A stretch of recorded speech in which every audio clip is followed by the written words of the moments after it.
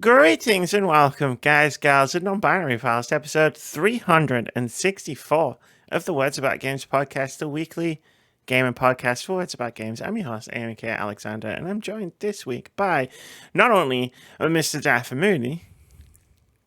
Oh, hardly doodly do. It's Friday. You know what that means. But also Mr. Fitz Patel. Hey. There he is, in his white room. Yeah. I have a white room.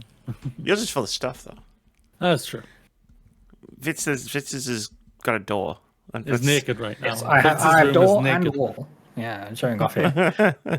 A door and a wall and a skirting board. And a Fitz.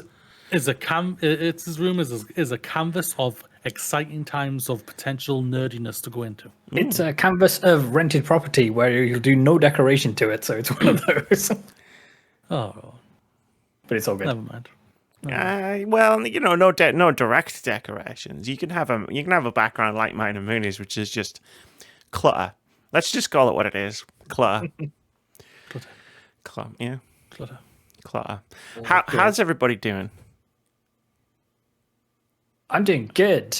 It's been a wild time recently, but the hits have just kept on coming in terms of video games and all things media. It's been a good time. How are you, Amy? Moody, how are you? I'm dying inside. It's been a week.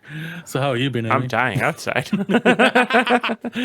No, I've been all right. The week's been all right. Just pottering on, working. That's it. Cool. Started Baldur's Gate. I noticed. I created a fiery, sexy goddess. Cool. I went as sexy as hell I could. I was thinking, would I bang myself? And I was like, I would bang myself if I was there. It's always a good That's question. how it was. That's the question. That's the ultimate question. And I went, and then I was thinking, can my PC run this? I mean, mine can, so yours definitely can. Yeah. It's had everything immediate. But it's buggy. There's like some bugs in it, like right at the beginning. I'm just like, wait, why haven't you moved? Or is that, I'm thinking, is that my PC? Oh, I haven't seen any. That's the ultimate question when it comes to PC games. Because if you have a high-end PC, 9 times out of 10, you probably won't get the bugs that normally will come.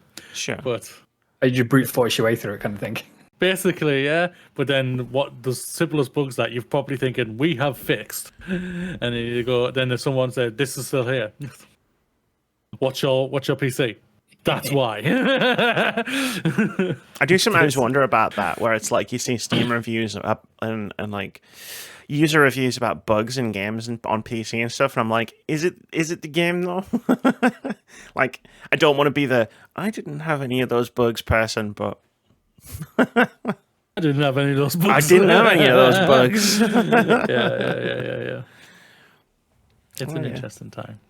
I'm surprised though. Like, if my PC can run it, yours is better than mine. So yeah, I'm just crank the settings up to maximum. No, I turned them down all to medium to be on the safe side. Same. Instantly. I was like, nope, medium.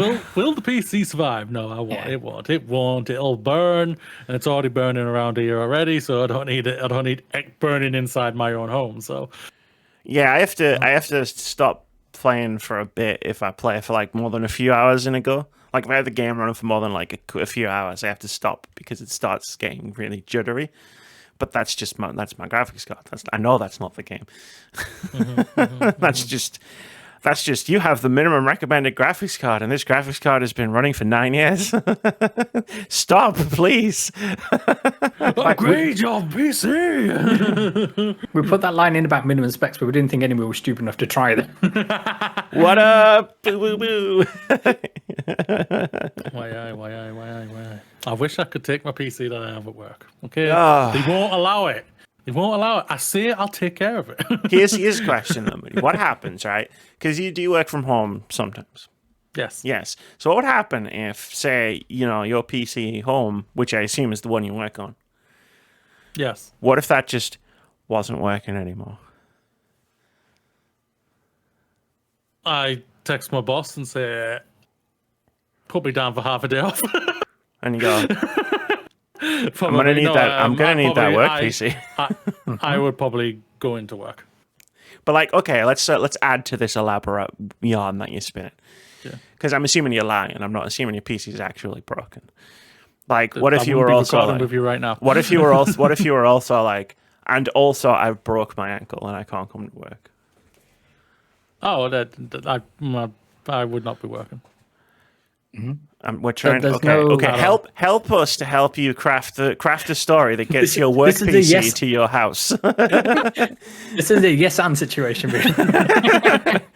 Yo, my brain is slow, man. Don't you asking me too many This questions. is the dog ate my GPU kind of story. Yeah, yeah. We're trying to relocate your work PC to your desk. No, I don't think they're ever going to allow it. So What if you just moved 300 miles away and then we're like, gonna have I to work already from home? did that. Gonna have to work from home now. I moved. Maybe not 300, like 100 and something, like 150, I think it is. Around that ballpark. Fucking long. To the place. So I've already done that. Far enough away, it Not moving- requires 3 months of If I'm moving again, transportation. I'm moving back Yeah. to the northeast. Exactly. That is when I'm moving again. And you'll When need I will, you- I don't and- know. And you'll need your work PC to work from home. There you go. Well, my aim will be I'll probably be in a different job. I just solved multiple problems for you, Emily. You play Baldur's Gate 3 and you can live back up here. It's gonna be interesting. Can you do this? You can answer this question, Emily. And Vince, can you play the story multiplayer on that? Yeah, yeah. Oh, Yes, oh, I believe so. well, Yeah, then you we'll can. have to team up. We'll have to all team up.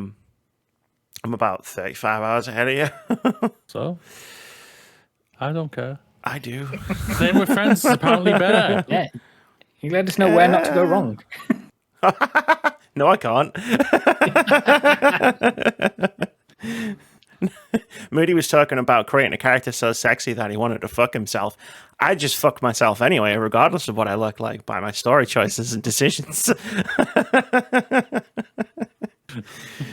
It's always that moment of like I'm trying to play like, you know, the good person character, but obviously very sarcastic and basically I'm playing myself. All right, short-tempered, sarcastic, and stubborn. So then, like, you're in the middle of an enemy stronghold, and it's like, hey, you should probably not have slaves. And then the guy's like, oh yeah, what are you gonna do about it? And then I'm just like, why did you ask that question? Sword. Actually, I'm playing a bard, so violin. There you go. No, it's a fun game. To properly answer the question that Fitz asked me before, how am I doing? I'm trying to figure out if I've spent most of the week trying to figure out if, like, what spirits or demons or gods I've wronged in the past couple of years. And then I feel like I haven't really done that. But then I was like, what if it's the ghosts from Phasmophobia? Like our greatest hits. Sing to them. Well, that's like what I'm it. saying. What if they're coming to me for vengeance because of everything we've done to them? Well, have you looked outside and see if there's a van outside? There's always a van outside. That the guy opposite runs a business that I was about to name, but I'm not going to for legal reasons. For fear of doxing yourself as well. Yeah, he has a business as a van, and it's right in front of the house every time. But And his business is busting ghosts. That's well established. oh, I'm just wondering if it's like, you know, George Taylor, Susan, the toilet ghost, Where are and you? Joseph Jones, and all of our Phasmophobia faves. The one we sang "Bad Out of Hell" at for 10 minutes. Like, I'm starting to think. Badly, by the way. Oh yeah, accurately but badly.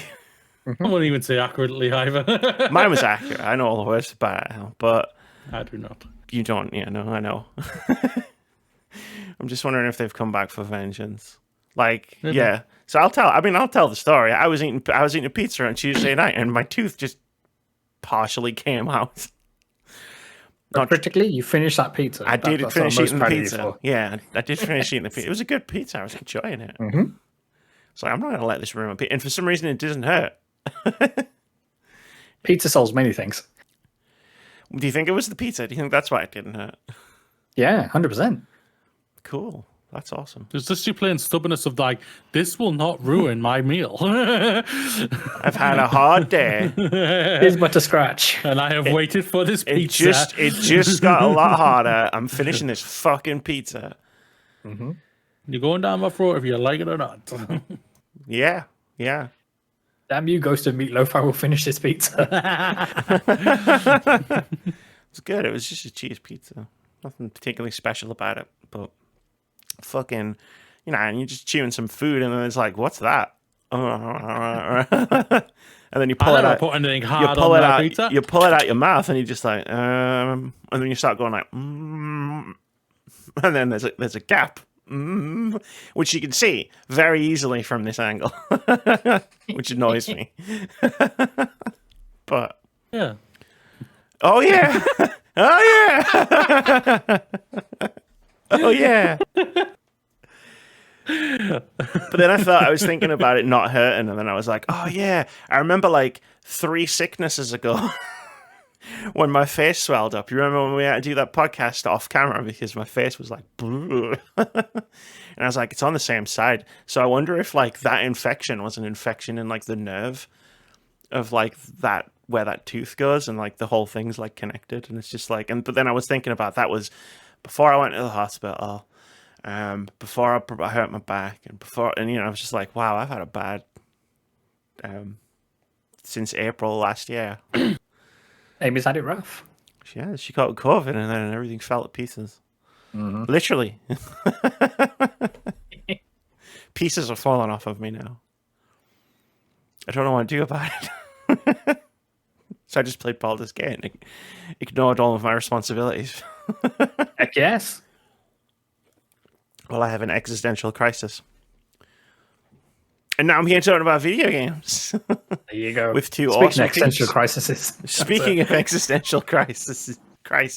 No, I'm not reviewing Baldur's Gate yet. Yeah. Do you remember how long it took me to finish Final Fantasy? Well, not finish, but you remember when I played Final Fantasy 16? I played it for like 20 or 25 hours. Yeah, give it a take, yeah. How long did that take me? Was that like 3 weeks?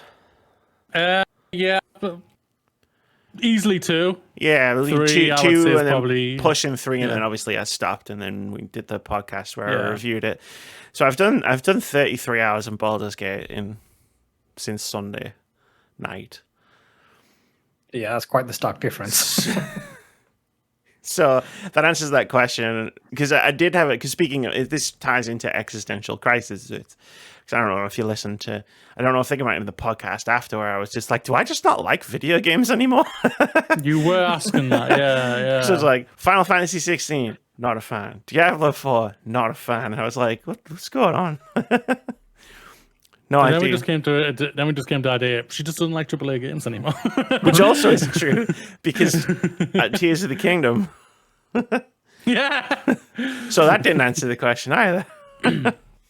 I'm gonna like make my game of the year list, and I'm literally gonna rank every game like that I play, and I'm gonna discount Redfall because there were specific reasons why I didn't like that game. And then I'm just gonna like try and figure out like from that ranking, like, okay, what's the correlation here? Like, I'm gonna try and do like a scientific method approach of just like, why don't I like all of the games everybody else likes?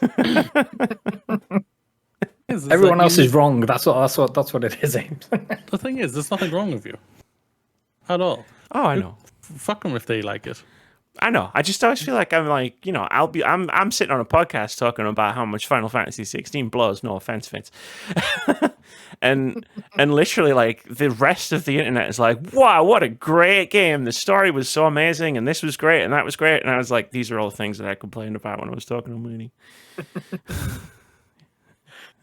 And we can talk about it later. Because their excitement obviously helped it so fucking much. We'll talk about that later. But yeah, no. Enix isn't whining at all at you. While I was having that moment of Final Fantasy 16, I was getting texts off it, which was just like the polar opposite of my experience. And I was grateful for those texts. I thought they were great. I was like, I'm glad somebody's enjoying it. No, you're the yin to my yang when it came to FF16, and I appreciate that. I just shut up. I don't know if you noticed. I got to a certain point, and I was just like, you were like, I've just done this bit, and I'd already done that, and I was just like, awesome, like, and you were like, it's great, and I was like, fantastic. Like my opinion, like, you know, my opinions about Skyrim, my opinions about James Cameron's Avatar. There were just some things you don't talk about a lot. I think I bit at Joseph once, okay? He wasn't meant to talk about Avatar 2, and then he did. He just butted it on my moment. You can talk about Avatar. It's fine, Amy. When you come down next, we'll watch Avatar hell 2 no. together. I don't want to talk about Avatar when we're on video call together. You think I want to talk about Avatar when you're within arm's reach of me? Yeah, I'll be looking at it. It's like, I've seen the size of your windows. look at this. I can fit through those windows. Partner will just look out the window and say, David, why is Amy jumped out our window? She didn't jump so much as... Yeah. Through herself. She had a choice of windows. Which one should be thrown at her?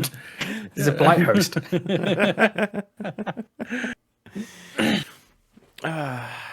Yeah, video games.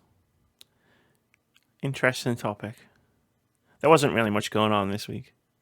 There wasn't at all. I feel like It's actually been quiet. It's weird. I feel like the entirety of like the games industry is playing, like, not just like games journalists or game players. I feel like most game developers are playing Baldur's Gate now. Like, Yeah, that's it. Like all production has stopped, and it's kind of like the deep breath in before the storm of all the games that are going to come out before the end of the year. I expected it to be good. I don't know if I expected it to be as popular as it is. It is an interesting thing because of how high it's getting rated and everything. Do you think it can go toe-to-toe with Zelda at the end of the year for Game of the Year? Or do you still think Zelda's probably going to be the thing that still takes it all?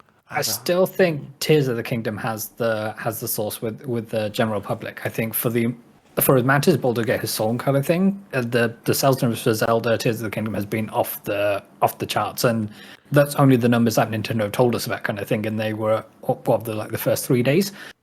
So it's one of these where I think it's still going to mop up all of the Game of the Year awards, and rightfully so in my humble opinion anyway. I think at Jeff Keighley's #Game Awards, sponsored by #Activision. I think I think Tears of the Kingdom is the obvious winner, but I think a lot of people expected Tears of the Kingdom to just be like the runaway success in terms of like awards and plaudits and end of year stuff. But I think like Baldur's Gate is definitely like entered the chat. Yeah, for a lot of people. I think beforehand, a lot of conversation was, okay, Tears of the Kingdom is so high up, what's going to be number 2 game of the year, that kind of thing, rather than. But yeah, the Baldur's Gate has, as you say, entered the chat. Oh shit! It's F1. It's the F1 season, what we're having the last 2 years. Verstappen's in his own thick and thing right now, fucking off, winning everything, and we're having and then the rest, everyone else is just fighting for second. Yeah, it's a complete bum fight for P2. I want second. That's it. My brain literally just clicked instantly. And then Baldur's Gate just cocked a shotgun, aimed it at Verstappen's tires, and went, "Nah, I'm not settling for second." It's disgusting. How good of a season we would be having if Red Bull weren't in fucking the Formula One. Oh, no, 100%. It's like disgusting. Alonso would be in the lead, but it'd be like Alonso and Hamilton would going like for right it. behind him, isn't he? You mean it would actually be interesting? Oh my god! Yes. Yeah. Yes, Amy, it would very much be interesting. But yeah, I've gone from mega into it, just fucking loving it, to still watching it, but it's like, oh, it seems to be a pattern developing here, to not watching it but keeping up with it on social media, to now I don't even know when it is. Like week to week, I'll walk downstairs on a race, I'll be on, I'll be like, oh, is it race weekend? I didn't even know. Who's winning? Right. What a surprise. We've got a month off at the moment, but then, they'll be coming back thick and fast. And the cringe has gone into high gear when it comes to talking about the Vegas Grand Prix. I'm not sure if you saw on socials the new piece of artwork that was going around by F1, and it's the worst. It's not on Blue Sky. They're not on the social I'm on, so I haven't seen it. It's not on Blue Sky. My Instagram is incredibly narrowly curated. Yeah, so is mine. So I don't see much on social media anymore. I open Twitter to DM you Fitz, and a couple other people, and then I close it. You're very smart. I don't even browse it anymore. I just don't have the energy or the patience for it. I've opened it sometimes when I'm reading a news story, and it's like, oh, this person tweeted this. So I go, okay, well, I'll look at that because it's part of what I'm doing. And then I read the one tweet. I don't even bother with the replies anymore. And then I just close it and go, cool. You know he's going to create an advert for X, and he's going to have the song X going to give it to you. I genuinely don't know if he's smart enough to put that together. Like, X going to give it to you, and X, his social media brand. If he just stayed quiet and not done anything, people could have continued to believe that he was a smart person. Smart people don't know how to stay quiet. Dumb people don't know how to stay quiet. That is entirely accurate. Clearly. We're into the talking about social media portion of the podcast, so maybe we should just start. I need to move my Vault Boy because I can't see the clock. Great, now it's just shaking its head at me. It's a bobblehead. Rather than possessed. No, it's just it's just a bobblehead. Its head bobbles. It looks exactly like one of the ones you find in the game.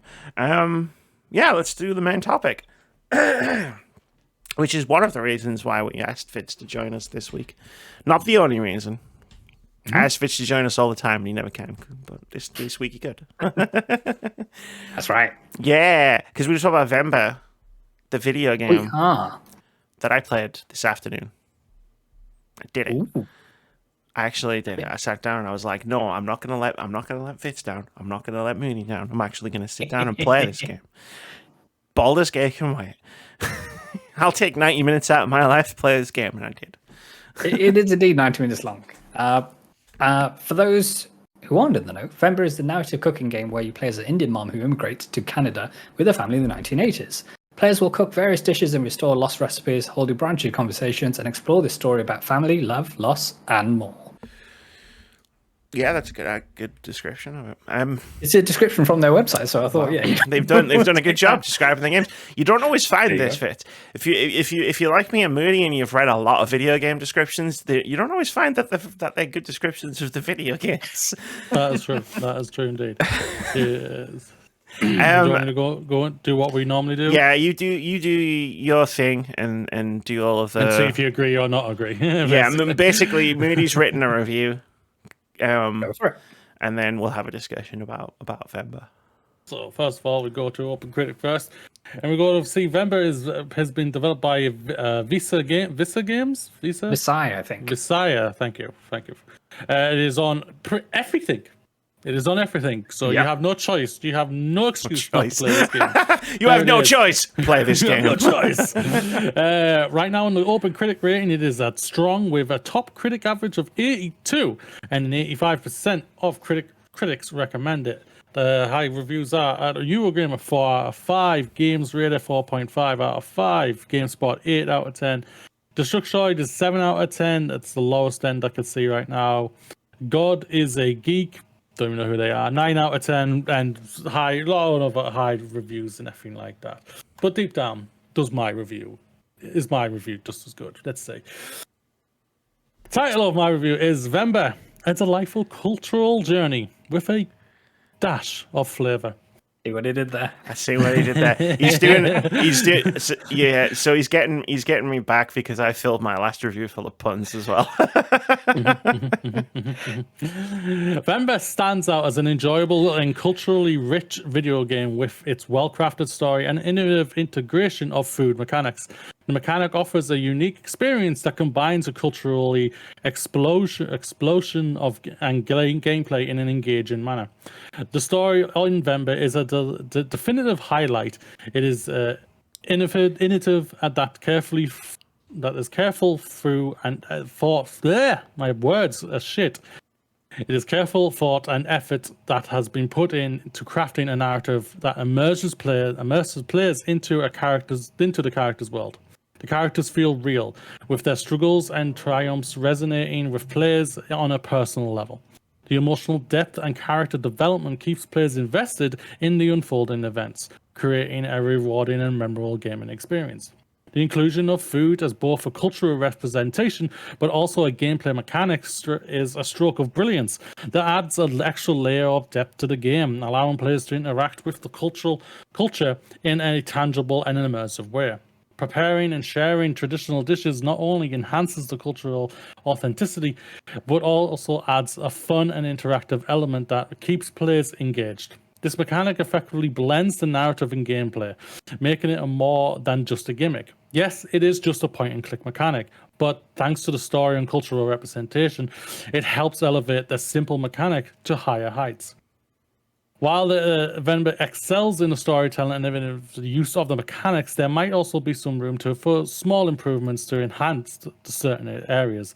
For instance, although the incorporation for the food mechanic is integral to the game, it is just a point and click. So some could see it as a positive, some could see it as just a negative. I could see both sides.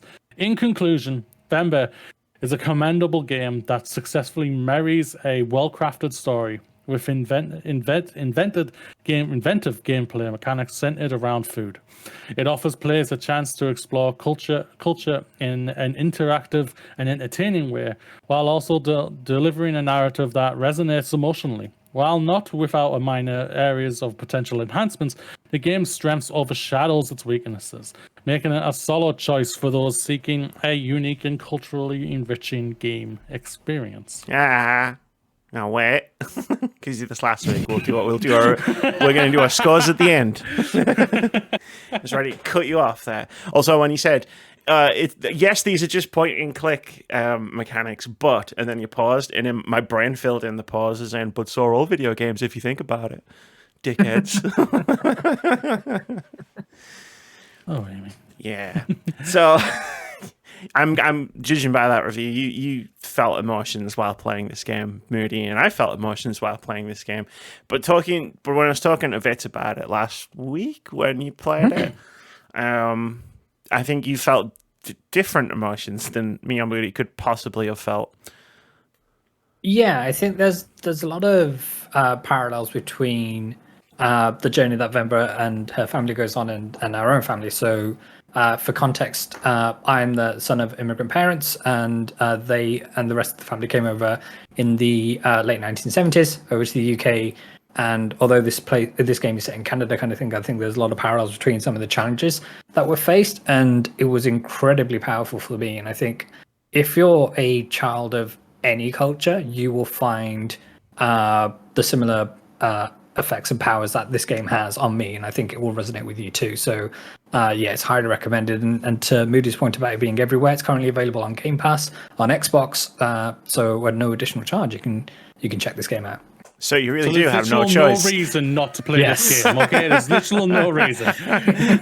Got him. If you have Game Pass, shut up and just leave us. Shut up and download play it. The game. Look, right, if I can stop playing Baldur's Gate for an hour and a half to play it, you can stop playing Baldur's Gate for an hour and a half to play it.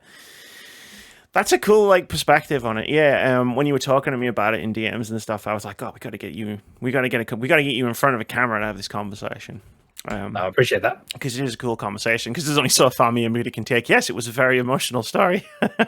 Yeah, no, definitely. And I think for as many points that it touches on in terms of the way names are treated by the local residents, be it Canada or the UK kind of thing, and having English versions of names, and how food is an integral part of both cultures. So while I happen to be Indian, this game is set in is a family set in the south of India, rather than myself, who my family are from the north of India kind of thing. So there's slight differences. So we traditionally don't cook with beef, where there's beef dishes in this game kind of thing. So that was the one jarring point of, ooh, I wouldn't have done that, but let's roll with it. But yeah, and I think when we spoke to you, I mean, it's kind of like, oh, I finished the game in 90 minutes. I'm not sure if that was just a reflection of how familiar I am with the dishes and the way they are made, rather than whether to a wider audience kind of thing, they would struggle to go, okay, so you're making idlis, what goes where in which order kind of thing, when your recipe book is damaged. So it's one of those of, right, does being of Indian descent give me a leg up in this game, Sure. this one and only game, or is it just that intuitive for everybody? So You looked at what you were no, trying it to was really make powerful. and just went, yeah, I know what that is. Yeah, sure. Yeah. Oh, cool. You just do this. No, to speak to that from my perspective, as somebody who didn't know any of these dishes existed, but once a Venba recipe book, it was pretty intuitive to figure it out. Like, because it's like very light puzzle mechanics. Like the one specifically sticking out of my brain is the one with the flour and the coconut, and it's like you got to have this much and this much, and it's got to be spaced apart. And I was like, okay, yeah, I can figure out what the game actually wants me to do here pretty easily. That's cool. From my perspective, in terms of like cultural stuff, there was definitely things I noticed from like my side of the fence. There's the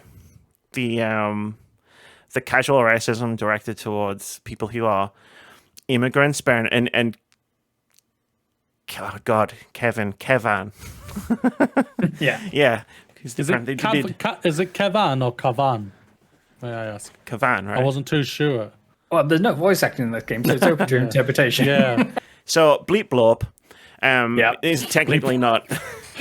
Is technically not an immigrant because he was born in Canada. In the game. He would be second generation Indian. Yeah, his parents are immigrants, but it was fascinating to just see sort of that casual racism that I'm unfortunately all too familiar with, hanging around a bunch of white people and being white myself. There was a line that Kavan said, which was like, I don't want to smell like like East India anymore, or whatever the specific line was. And I was just like, I hear people say that about Asian people, and it fucking pisses me off every time. And it's just interesting, so I can see that from one side, and then someone else can see that from a different side. Yeah, and I think just to the point of that character not wanting to have meals at school that are kind of homebred and not just having like sandwiches or buying stuff locally kind of thing, that is 100% real. And I think the beautiful thing about this game is that everything that they touch on, nothing is there's no flights of fancy. Like all of this stuff happens. And from my own personal experience, so my mother is one of these who dotes on her children with food. And when I went away to university, they packed me a bunch of different food. And we had exactly the same conversation, the characters kind of thing of, I didn't ask you to make all of this. This is what you did of your own volition. So now you're putting the guilt trip on me for not wanting this food kind of thing. Yeah. But that's the way that Asian parents have to communicate with their family kind of thing. And I think it captured that beautifully. Even to the funny bits of they're having that meal with the beef dish, and the father's complaining, saying, "Did I get any chunks of beef at all? Am I just eating rice here?" I did love that. That absolutely happens. But so does the bit where the father is attacked on the way home from work, and I think a lot of that speaks to some world and current events kind of thing. To say, especially like in American Canada, like post 9/11. I know. When this event happens in game, it's set before 9/11, but there was a lot of racial tension there, as there is today, kind of thing. Obviously, not help with this government, but that's probably a different topic for a different day. But yeah, I just thought the emotional bits hit harder for me, but it's not to say that it's exclusive just because I happen to be indie kind of thing. I think that it can hit on multiple levels for everybody. Yeah, I think when I reviewed a video game called If Found a few years ago, it was a case of the emotional beats hit for anyone who is enjoying the story, but they hit differently when they're personal, which for me, that was in that video game. I don't know why I said it like video game, like I'm being very formal when I talk about it. In that computer game. That's it. With the colors and the ones in the year zeros. 2020, which was a point-and-click game. But yeah, no, so I get like how sometimes it can be personal to you because somebody who knows your lived experiences made it and put themselves in it, basically. And one of the most powerful things is during later on in the game, where the child is all grown up and working in some sort of production, is they originally chicken out of making the executive production decision to not include a certain scene kind of thing, or to speak up, but then they find that voice, and then that empowers them to go back to India kind of thing, and have that a conversation with Venba herself. And I thought that was really powerful, because I think we've all been there in terms of there is an element of for a better term, referring to yourself as a coconut kind of thing, to be brown on the outside but white on the inside. But and there's an element of that happening in Kana kind of thing. So yeah, I thought that was really well done. Yeah. I mean, I did want to punch Kevin in the head several times while I was playing the game. I was just like, listen, just. But Indian children are stupid. We're all stupid. Everybody thinks we got the brains and all the rest of it. But yeah, I think we're all. In a way, it was a relief to find out that I'm not the only one who's like that with my parents, kind of thing. This is happening universally. Okay. So yeah, that was good fun. No, that's cool, man. Yeah, and yeah, it was just an enjoyable game. I'm glad I took the time out of my busy Baldur's Gate schedule to play. Definitely could have done with more recipes to go after, but I think the ones that are included were the important ones. And yeah, I like as you said, the point-and-click puzzle mechanics, and the kind of fail states were really quickly to recover from. And there was no really long loading screen to get you to restart the puzzle. So I thought that was really good. All right, cool. I mean, I didn't know that there were fail states in the game. I'm just that good at video games, I guess. No, cool. Do you have anything to add, really? I adored this game. I had so much fun with it. I was playing it on the couch on our TV, and my partner joined in with me because she's pretty much the cook out both of me and her. She is. And she's been getting in. She's been getting into more spices and using Indian flavors and everything. So when she saw what I was playing, she's actually helped me solve some of the things because she's obviously researched how to do certain things and everything. But that was just a really fun experience, just doing that, us cooperating, doing this thing together, and it was really fun and enjoyable. I thought the story was really, really, really well done. I really enjoyed just how personal it was. You could see sides of everything. You saw the father side, the mother side, and the son side, and everything. And you've each element you have probably experienced in some sort of way in your life. And it was just really, really refreshing to see this. Like I shouted out last week, I was thinking, I don't play games. I want to play as many different type of games as I can, and if it's a different experience or cultural experience for me instead of the pasty white person I see every day on pretty much all media, that's even more enriching for me. I'll learn more, and I think it also just helps us just understand people more and everything like that. You see all the crap you see online and on the media and everything, and through governments and whatnot, and you just see there's these are just the people. That we're all just people, and we should just be just helping one another and doing all that thing. It was like it took me a while until I really clicked. I was thinking that what that the son was doing, this thing, and he preferred getting called Kevin, and I was just like, I didn't click straight away with that until the mother really got onto him about it, and I was like, oh shit, because I didn't realize how they spelled it, and that's on a me thing. It's just reading is not the best thing for me. It's a pain in the backside for me. But when I was doing, I was like, oh shit. It just blew my mind when I saw that, and that's the thing of I've kind of experienced that to myself in a certain way, because my name is David. It's the Welsh version to say David. Some idiots in my life have called me David. Said David or Dave.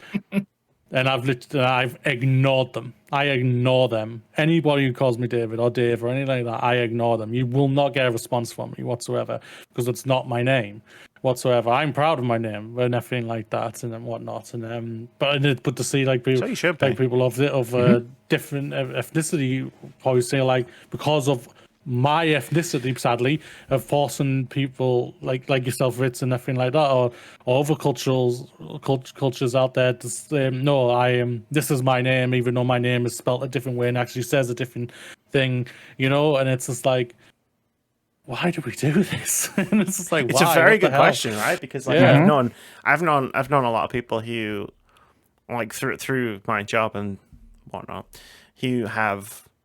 Who do that on purpose, where it's they have their, I don't know what the term is, their British name, I guess, or they have their Western name is right. What it's typically referred to, yeah, and then there's their actual name, and it's so they'll go around and they'll have, I'm not gonna try and think of a name off of the top of my head, but it's they'll have their actual name, but then they're yeah, but just call me Rick, and it's yeah.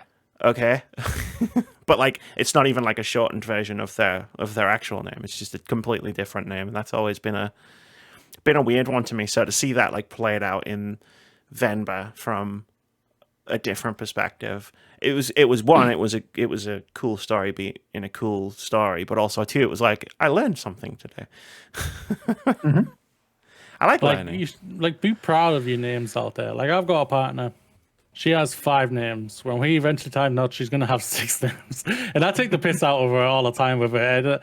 It's just a little. It's really funny. It's thinking, so you're going to chop half of them out, right? And you're just going to go down to 3 names and stuff like that. It just has a jokey way, but I'm incredibly proud of her name. I'm incredibly proud of the culture she's come from and everything like that, because I learned from that and everything, and it helps me and whatnot. And I'm proud for if she wants to take my name, I believe she is. She says she wants to, and I think she's going to add 6 names. And yeah, she says that now. Yeah, and then when it says that, I'll say, "Are we sure about this?" Whatever you want when the phone comes. Yeah. What if we create our own last name? I am going as the High Lord Smeghead.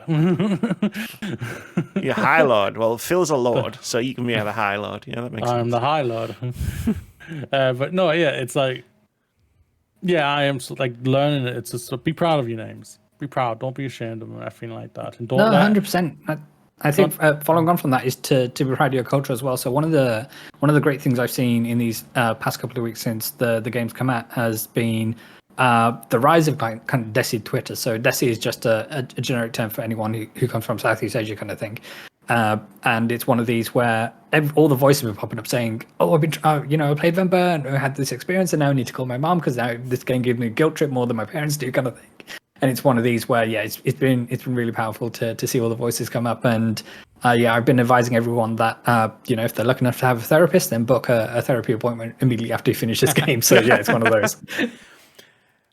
Highly recommended video game experience. Call your therapist. No, that's cool. The thing about it, like why I was like a little low on Viewfinder, because they had a story in there. There's a story in that. It isn't impactful. It doesn't hit me or anything like that. It doesn't make me feel anything, but sadly, and that's why I knocked it down a couple of points when we scored it and everything. But this one is just like a completely different thing. It hits you. It's a short game. I don't care. I would pay full price for this. I would go whole $60 on this thing, or £60 for us and everything like that.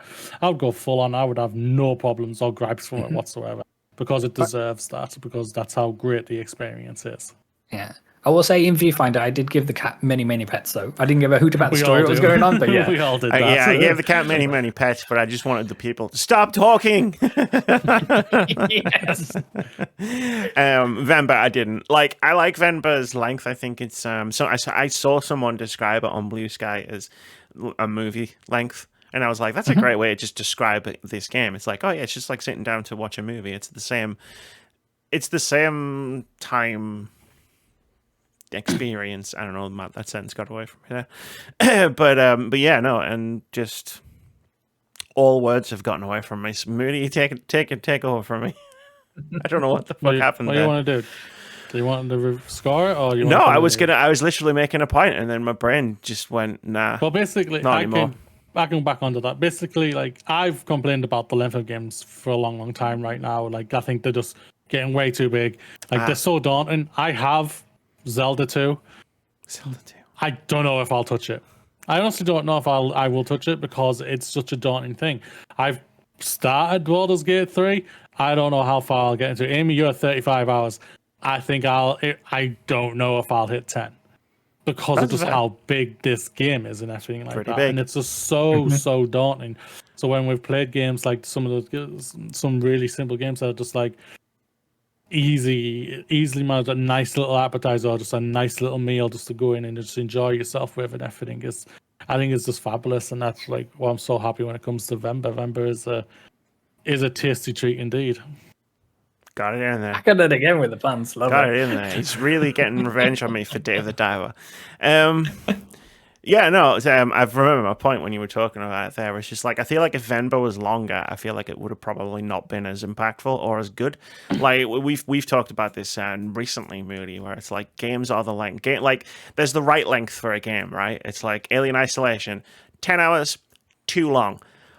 Persona 5, 100 hours, perfect length for that game. You know what I mean? It For doesn't that make game. sense. It really, yeah. Like different games have different lengths that work for them. With Venba, it's like, yeah, I definitely would have liked more recipes, like Vitz was saying, but that's just because I like.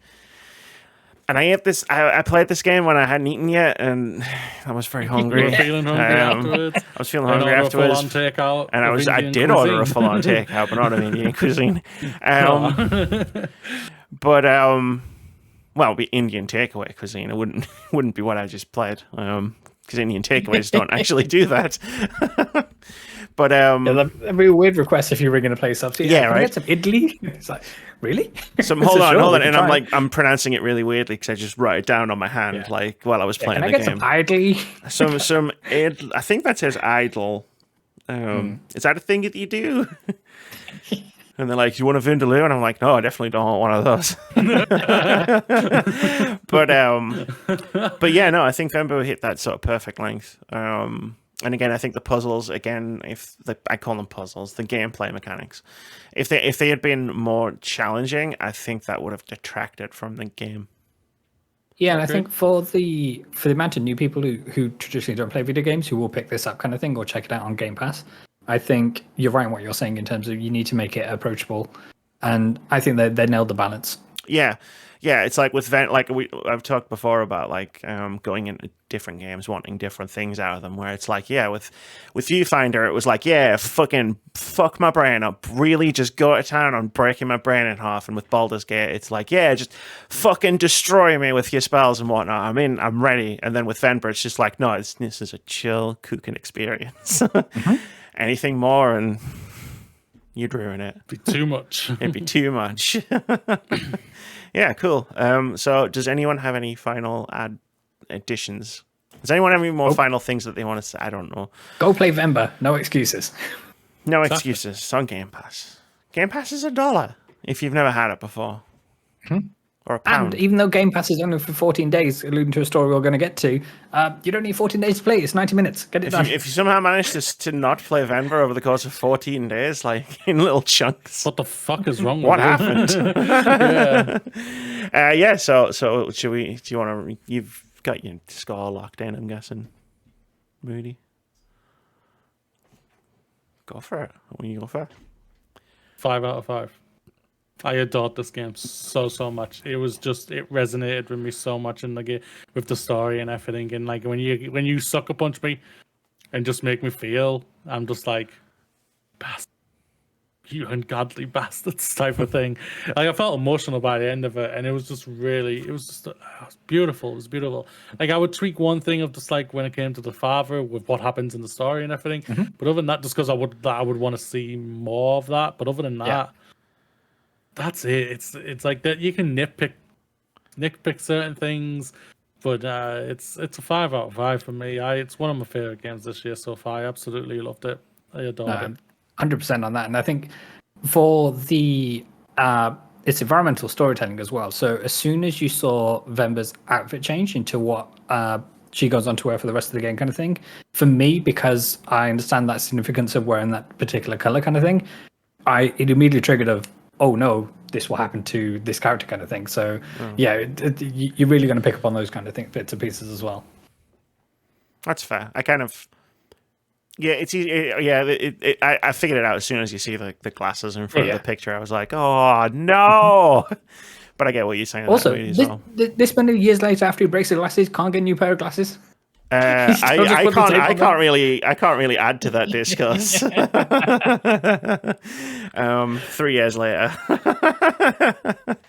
But yeah, no, 4 stars for me, definitely, for all of the things that I said before. And I could summarize them, but you just heard me say them, so there you go. 4 stars. Do you want to add a star to this? Why not? 5. Yeah. What was that? Sorry, I feel like I talked over you saying that in a different language. No, the full 5, so full batch. Full batch. Yeah. Sometimes I need to learn when to shut the fuck up. No, it's all good. Moody's nodding. He knows. Do you want me to do what I did to Joe Medforce a couple of weeks ago? What did you? Oh, yeah. Shut up! That was funny. In the nicest way. It was literally a gap between us. But it was And just then he like, became Blood Disco. After you told him to shut up. Shut up! And he's like, Yeah, there you go. villain origin story. All right. Well, we are very early for our halftime portion of the podcast, but we'll do it anyway. Gives me more time to talk about Baldur's Gate. Or whatever we end up talking about in Moody. It is Moody's time to shine after all. But first, it's Indie Game of the Week. This is the thing we do every week where we talk about a cool looking upcoming indie game. Normally Amy plays the demo for it, but like, man, I took 90 minutes out of my time of Baldur's Gate to play Venba. I wasn't taking more time to play a demo for a game. So I found a game without a demo and went, that one. It's called Samurai Unicorn, which is an action horror game with fret row graphics. Essentially looks like if H.R. Geiger made Resident Evil. Made a baby with Resident Evil. Yeah, like the old Resident Evil. Fucking Like does. there is Now. there is like, I don't want to get anyone sued or anything, but there is definitely facehuggers in this game, judging by the trailer. But it's got that proper blocky polygon Resident Evil 1 era style graphics, which is making a comeback. I'm noticing that the PS1 like aesthetic, like in general, is making a comeback in the indie scene. Like loads of games are coming out that just look like PS1 games. As soon as I saw that facehugger, I was like, this is going to be Indie Game of the Week. It's Alien, but it's Resident Evil. Moody's loving the trailer. Look at his face. It's like, yeah. Add to wish. Add to wish list, baby. And There you we should go. definitely add this to your wish list. There's links in the descriptions wherever you're choosing to listen to this podcast. Go wish list the game. Like, if I find out you listen to this podcast and at this point your Steam wish list isn't like 200 games long from all of the indie games of the week, what are you doing, man? What are you doing? Get them wishlisted. Get them wish listed. It helps the developers out. I can confirm. Developed, published by It's Got Stealth, coming TBA to Steam, and that's it. That's Indie Game of the Week. Where So before you go halfway hop off, through the hop show, off our half view, I've got something I want to bring up. oh If crap! that's okay. Oh. No, it's a good thing. You It's a say good that. thing. You say that. The words are positive, but the tone betrays you. I rolled high. Coming from. I've rolled high on my insight check here. You know, I don't know if this is necessarily all good. Amy's like, it sounds good, but it's going to turn back on me, and I She know smells it a rat, is but somehow. I smell it right. Yeah, I dreamed in Baldur's Gate last night, like in isometric camera. No, I just wanted to bring up the awesomeness that I saw of what I tweeted out a couple of days ago. Phil Spencer's played a game that I helped. Oh make. shit! Yeah, this is gonna come back around on me. Shit. Please continue talking. So Phil Spencer, obviously everyone knows that I've helped develop Bramble, the Mountain King. It's on Game Pass right now. Phil Spencer obviously took out his time of his busy schedule to be able to play this game and everything, and like I'm so happy to hear that he enjoyed himself and everything. It was an amazing thing to see that. When I saw that tweet, I was thinking that's amazing. Even though I'm not on Twitter, I just like obviously where I work at and everything like that. We've discussed it and whatnot. It was just awesome to see that type of thing and everything. Good on Uncle Phil. Good Yeah. on Uncle Phil. He does play the indie games. He does play the indie games indeed. That's cool. Like, it is cool. Like, that Phil Spencer was tweeting about your game. I can see that fucking smile on your face, matey. Don't worry, I'm getting to it. But, and that was a really nice way to bring it up, Moody. That was really, really nice. But do you want to tell everybody out there listening how you brought this up on Discord? Where do you want me to start? The very first and only thing you said. Where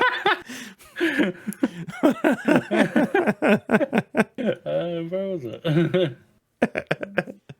Oh, you're going for the exact quote. Cool. Yeah, I'm going to be exactly right. Even Phil Spencer's played Bramble. Amy, what's your excuse? I gave you several credible excuses. No, you didn't. Yes, I did. I'm washing my Truth ran hair. out. I'm washing my hair. I'm washing my hair. And what's that? You're breaking up. I'm going through a tunnel. Yeah, I'm going through a tunnel right now. Right, I've got time. I'll get to it. Yeah, I'm not going to leave you hanging. Now, I was interested in this game before you started working on it. That's true. I never heard of it until I started where I worked. I won't deny that. I got you a code, Amy. You did, and it's on my Xbox. The game sits on my Xbox next to other things that I haven't played, because that's what I do. You install things that you don't intend to play. I install things with the intention of playing them, and I just don't. And then I need space for the other things to install that I'm not going to get around to playing. So I delete them. And the cycle continues. Well, for everybody out there, Bramble is on Game Pass right now. Like we've already spoken about with Venba, you have no excuses not to play this game. Look, right, okay, like, let me break it down for you, right? You're sitting around, you're in the house, it's Sunday, and you're like, you know what, it's probably not going to be a rainy Sunday looking at the weather outside. Okay, so let's try a different approach. It's really sunny, it's really hot. You just want to sit inside in front of your fan, but you're like, oh man, what should I do with my Sunday? It's like, get on Game Pass, download Bramble, download Venba. It'll take you, what, 6-7 hours to do both of those? That's a nice, sleepy Sunday. And then, bam, you've just played 2 really awesome games. Oh, for Amy, 4 it's hours to bam, beat, she's had a apparently. 7-hour nap. No, 4 hours to beat. You're like, oh, shit. No, I was going to say that's just 7 hours more Baldur's Gate. Or her character's had a 7-hour gangbang. Maybe we'll talk about that after the break. Who knows? Both are good choices. Bramble the Mountain King apparently takes 4 hours to beat the main story, and 5 hours if you're on one of those completionist runs like a crazy person. Or 2 hours if you're moody. There you go. So I've heard anyway. I can confirm this. Okay, I'm going to go and try and get some oxygen into this room and get a drink, and we'll do the halftime thing, and we'll be back in 1 second, because I do a jump cut. I unpause the recording, and we keep going. Into Moody's favourite time. His time to shine. It's time to shine, Moody. What do you want to talk about? Well, let's go to the most funniest thing to talk about, Amy. You know we're going to go towards this. And that is clearly Baldur's Gate 3 is apparently too woke for the internet losers. That is exactly how I wrote the title in the thing. Yeah, I mean. I was saying to myself, that's not the title that was. It wasn't the title that was. I know that's Amy's artistic choice to change it. Well, so if you're referring to the Daily Mail thing that you shared, I don't know if that was real because I couldn't find it. I don't know if they either deleted it, but also I think someone just photoshopped it because that was the time and the author of the screenshot you shared was the exact same time as they put their review up. So I think someone just photoshopped the title, but. I mean, I could have seen the Daily Mail talking about 100%. 100%. Hell yeah. Being like, yeah, women can have penises in this game. It's hilarious. I was just clicking through the options, and it just go bing, and all of a sudden there's just and I was like, I wasn't expecting that. It's like a little jump scare. I mean, I don't think it's a bad thing or anything. I don't think because the Daily Mail screenshot that was going around was like, oh, the women have bigger penises than the men. I was like, they're all the same size. It's a character creator. There's no slider. There's what, 3 penises to choose from? I think something like that. 3 penises and 2 vulvas. Yeah, I saw Stella Chung remarking about that, saying, why can't there be more vulva choices? It's like, at least make it equal. Yeah, can we not have a third vulva? This is it. Not wrong there. Where's the Ken doll option? It's fucking fantasy, guys. You can do anything you want down there. That's Where's true. my You're tentacle? With those little sucker on the end with the teeth. I love that. One of the D&D races has to have that. That's all I'm saying. But yeah, no, but I did find, when I was looking for it, obviously I was doing some Google searches and stuff, and I found loads of stuff. I found loads of people complaining about how woke Baldur's Gate 3 is, and I was like, cool, we can keep this in because I think it's really funny. So I got most of this from a lot of this from The Gamer. He did a whole article about the reviews. Shout out to The Gamer. They're the Yeah. only ones who talked about a certain story a couple of weeks ago. And last week. Yeah. So I've written some stuff where it's like gamer dudes who complain that everyone gets triggered by everything these days have flocked to the internet to complain that there are gay people in Baldur's Gate 3. It's fantastic. So I pulled some of the quotes from, I think this is either from the Steam forums or the Steam reviews. One of the two. But the first one, one Steam user says, quote, "Are there no straight characters in this game? Literally every character can be seduced and hits on you constantly. This is immersion breaking. Let us select whether or not we're straight in the character creator. Have the party acknowledge you're not gay so you don't have to perpetually put down and stave off every male hitting on you." And then there's a second quote, which is, "The game just isn't fun when everyone around you constantly wants to glory hole your character. That is not D&D." And I got several responses to that. To that quote, which is, I don't think you've played D&D. You've been playing with the wrong DMs. If you're not trying to have an orgy with a bear, then I think you're failing. I can tell you some stories from my D&D escapades. I almost had sex with a hag. I wasn't trying to. There's a reason why the word bard is synonymous with horny. And there's a reason Amy plays pods. She's always horny. D&D, people. That's my secret, Cap. I'm always horny. I mean, you know what? I have some responses to this, but that when I was looking, I found this unbelievable post in the Steam forums, where like every Steam game on Steam that like has a forum post where someone goes, "Is this game woke?" Like every single game on Steam has this. But one of the responses to this was like a bullet pointed list. And it's incredible. Like as someone who's played the game as well, it's even more incredible because it's just so wrong on so many levels, but so entertaining. So the bullet points. First, you create you bearded female character with a male voice. Then, you meet a strong Xena the Warrior Princess-like character who constantly bosses you around.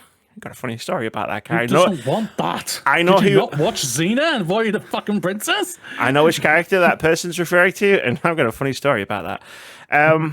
Then, you meet Gay Vampire. Then, you meet Soy Boy Sorcerer, who literally says "Milady." I'm reading out the spelling errors, and he does say "Milady." Yeah. That's Will. Then you meet another strong woman who needs no man. Then you meet a black man with no character flaws who all the ladies are into. I don't know who that is. I don't. I think that's the same character as the sorcerer. These people make up your party. If you want to play a lawful good character, your entire party will hate you for it. But don't mind that because the moral alignment system was removed in order to not offend anyone over their choices. Your race does not matter because in this game all races are equal. Even if you are drow, people will get along with you just fine, including an offhand remark like, "You may be a drow, but I'm not racist. How are you?" This reminds me of the Leon Kennedy, President Biden speech. It says, "I'm not racist anymore. I speak Spanish." I really want that to be a line in the game that I just haven't found. Yes. They should really do an advert of the positives and literally just take all of this. Well, I can respond to this bullet point by bullet point. I know Vitz can help me because he's a D&D, he's a D&D DM. But there's more bullet points. I may only be 5 hours into the game, but so far I have not met a single white male character who has not either a scared loser or a bad guy / random NPC enemy. Maybe this will become better later into the game. Whenever you meet other people, it will never be just a man or a woman. NPCs usually appear in pairs, a man and a woman. And the woman will always be presented as superior to the male NPC she is with, be it in terms of physical strength, character, or bravery. So my first point is, like, this person didn't make reference to Karlach, so fuck them. They obviously haven't met the best character in the game. But I want to go through this bullet point by bullet point because it's very entertaining. First, you create a bearded female character with a male voice. I mean, it sounds like this person did that. Like, I personally did not do that. But whatever floats your boat, I guess. Then you meet a strong Xena warrior princess-like character who constantly bosses you around. Now, that's not true. You do meet a character very early on who was very, like, domineering. There's no downsides, though. both in your party, in combat, and in bed. In a very seen that film Euro Trip. Xena the Warrior Princess is in there, and she does things that we're not going to talk about. You know what? This character's intimate scene, or at least one of the ones you can get, is actually very close to that scene in Euro Trip. He used the safe word. I didn't get a safe word. It was like. I don't want to go too into details because one, it's a sex scene, and two, it's probably spoilery. But really, there was a moment where you have this big gathering, and like you had a gangbang, Amy. I didn't. Didn't No, you? no, not yet. Give me time. I'm working on it. But.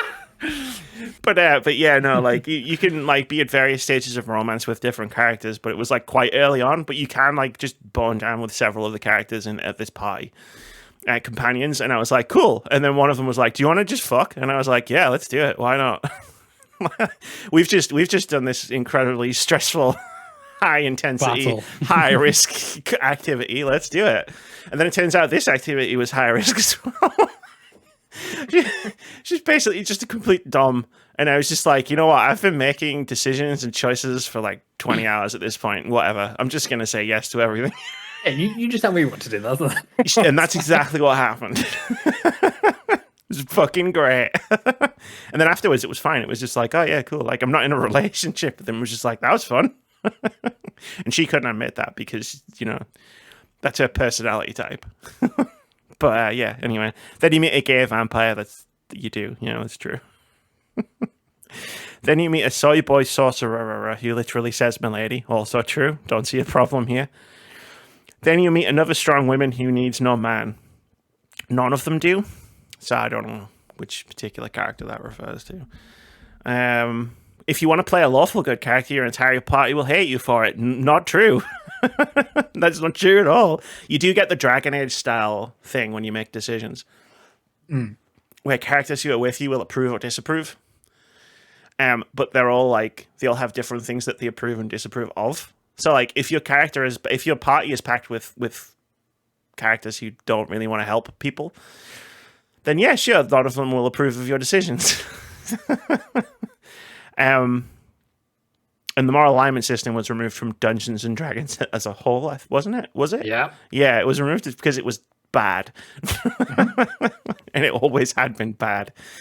It turns out when you remove restrictions, and Vitz, I'm sure you can back me up on this, when you remove restrictions from role-playing, it becomes more fun to role-play. 100%. Before your DM goes, oh no, you can't do that. That's not your alignment. Fuck my alignment. Mm-hmm. I can't back this up, can I, Keith? Can I, Keith? I can't back this up, though, can I, Keith? Where are you, Keith? Keith, where are you? I just want to play D&D. I bought dice 2 years ago. I know. We were talking about it, thinking, oh, it's going to be awesome and everything. Vitz, is any chance you could run a one-shot for Moody? Sure. See, we don't need Keith. We don't need no man. We've got Vitz, who's also a man. And I was going to say. As I'm now realizing halfway through, we don't need no man. We've got a man. Replace Keith. Yeah, you don't need no man. You just may need a man. Yeah, we don't need no man. We just need a man. That's true. Yes, the races do not matter. That's not true at all. Holy shit. There's I'm not racist. Yeah, there's definitely racist characters in here. There are definitely single white male characters who are like the fucking guy, one of the most famous fucking characters of Baldur's Gate 3, the guy who turns into a bear is a straight white man. Is a single white man. Yeah. He's on the front of the cover. He's literally on the front of the cover. Yeah. Isn't he? You can make one. Yeah. You can make one. You can make a single white male character for fucking. And you can see them all the time. There's that as well. Yeah. Like, I'll just say this too. It's not my fault. I decided that I wanted to go sexy and red and on fire, basically. Yeah. Okay. That's Right scarily to where it's at. That's scarily close to Karlak, and I have confusing feelings about that now. she's my favorite. but yeah, no. And the thing about, like, all the male characters are flirting with me. Again, like, my advice to that dude would be stop flirting with all the men. Because, like... You're clearly pressing the buttons, yeah. Because like, I don't have this problem. Because I haven't been flirting with most of my companions. And they haven't been flirting with me. And it's weird how that works. Really bad. It's weird how that works. Moody's going to flirt with everybody. Literally every single character. Yeah. For audio listeners, he's nodding along. He's none. Oh, he's none. Everybody knows. I literally created a hot character and literally went, This is my Cassandra. She was a whore in that game. Now this one's going to be a whore. Well, you've got plenty of opportunities in Baldur's Gate 3. I am going to bang everything I can find. And depending on your DM in D&D in general. Can I quote Whenever I play my first ever D&D, if I haven't at least been laid, I would be very disappointed. Make a mental note of that. We can make that happen. Thing is, maybe Vitz just creates the frame. Like, if Vitz is the DM, I'm sorry, I'm not trying to assume anything. No, you go for it. But Vitz just creates the framework that you get to play in. Oh yeah, we'll open on a house of ill repute where Moody's character will be in. Moody's That's what we just pick up the action. Yeah, but he's either not about to start or just finished. He's not paying for sex. He's actually chatting up one of the sex workers. Oh yeah, 100%. Yeah, he's just He's just that cool. Yeah, it's like Keith created the framework for me to role play in. Do you think Keith created a scenario specifically in which I almost had sex with a hag, or do you think that I just did that because I'm a fucking idiot? Do you want me to answer this? I know the answer. Everybody knows the answer. The answer is I'm a fucking idiot. I've got a great idea, guys. Don't worry. I'll make the distraction. The distraction went too far. Was it just after you played Life is Strange True Colours where you had to be Steph to go off and distract No, I took the distraction way too far. The problem was, the problem became I started rolling too many successes. And then at a critical juncture where I was trying to fail, I rolled a critical success. I was like, oh no. How do I get out? The distraction. How do I get distraction only? Yeah. How do I get out of this without dying? And the rest of the party were just sitting in a tent, just like, where the fuck is she? She's taking fucking ages here. Should have been back hours ago. And he was just walking back with a walking stick. No, we didn't. I managed to get out of there just in the nick of time. Through a window. Wasn't my window, was it? No. We were in the Feywild, which you won't understand, but Vitz understands. I will not. It's a fucking hell of a place. I got some quotes from some Metacritic reviews as well that I want to quickly read. The first one is, what Larian deserves is a big middle finger as BG3 is full-on walk. Just wait till you play it and realize every other car is a gay or a girl boss. And then the second one, it's only going to get worse with companies hiring woke activists. And then a third one, nothing wrong with some HLA, hot lesbian action, but you can't have dudes trying to play a touch butt with other dudes. I don't know what Larian was thinking with that. So it's okay for the women. Yeah, because obviously this guy finds that hot. The guys do this as well. Yeah. Well, no, because he can check off to women loving women. True. Yeah. But he can't. The men loving men thing. That's just his deepest, darkest, repressed fantasies. And then the last one. This will be the last game I buy. I do not want to be deep throated again. What the fuck happened in your playthrough of Baldur's Gate 3? What other games have you played where you've been deep-throated? They've modded this game to roll natural ones at all times. Nothing happened to them. What Steam games are you buying to be deep-throated? Like, seriously, I have to ask this There's a lot of Steam games. I know there's a lot. I know there is, but... I'm going to say this last statement, that's a lie. They are definitely going to buy more games. Yeah, Yes, just they are. entire like Baldur's Gate 3 Baldur's Gate 3 was so woke. I'm never buying another video game ever. Damn. Fucking hell. It was just one penis, honestly. Yeah, I'm guessing like all of these people who wrote this walked out of the Barbie movie halfway through. Oh, they never went to see Before the they got Barbie movie. No, they went to go see the Barbie movie because they thought there'd be some HLA going on in there. some AHLA between the different Barbies. Yes. They thought they were going to see a Barbie porn parody or something. Which probably exists, or is at least being filmed. Yeah, I do not want to be teeth throated again. I mean, it's a choice. It is a choice. Hey, consent is sexy. Now, if you are pressing the button of why the hell fucking not, You can or say gobble gobble, then that's your choice. exactly gobble gobble. Exactly. All aboard! That's what I did. I had a choice. I could have said yes or no, and I said yes. And then I talked to another character who would have preferred to gobble gobble on, and they were like, well, but you've made your choice now. And I was like, but I can change my choice. Please give me another. I can go again. I can go again. I'm good. I'm a bard. I'm a bard. I've got 17 charisma and a skill proficiency and None can performance. I built this character for sex, not for fantasy combat.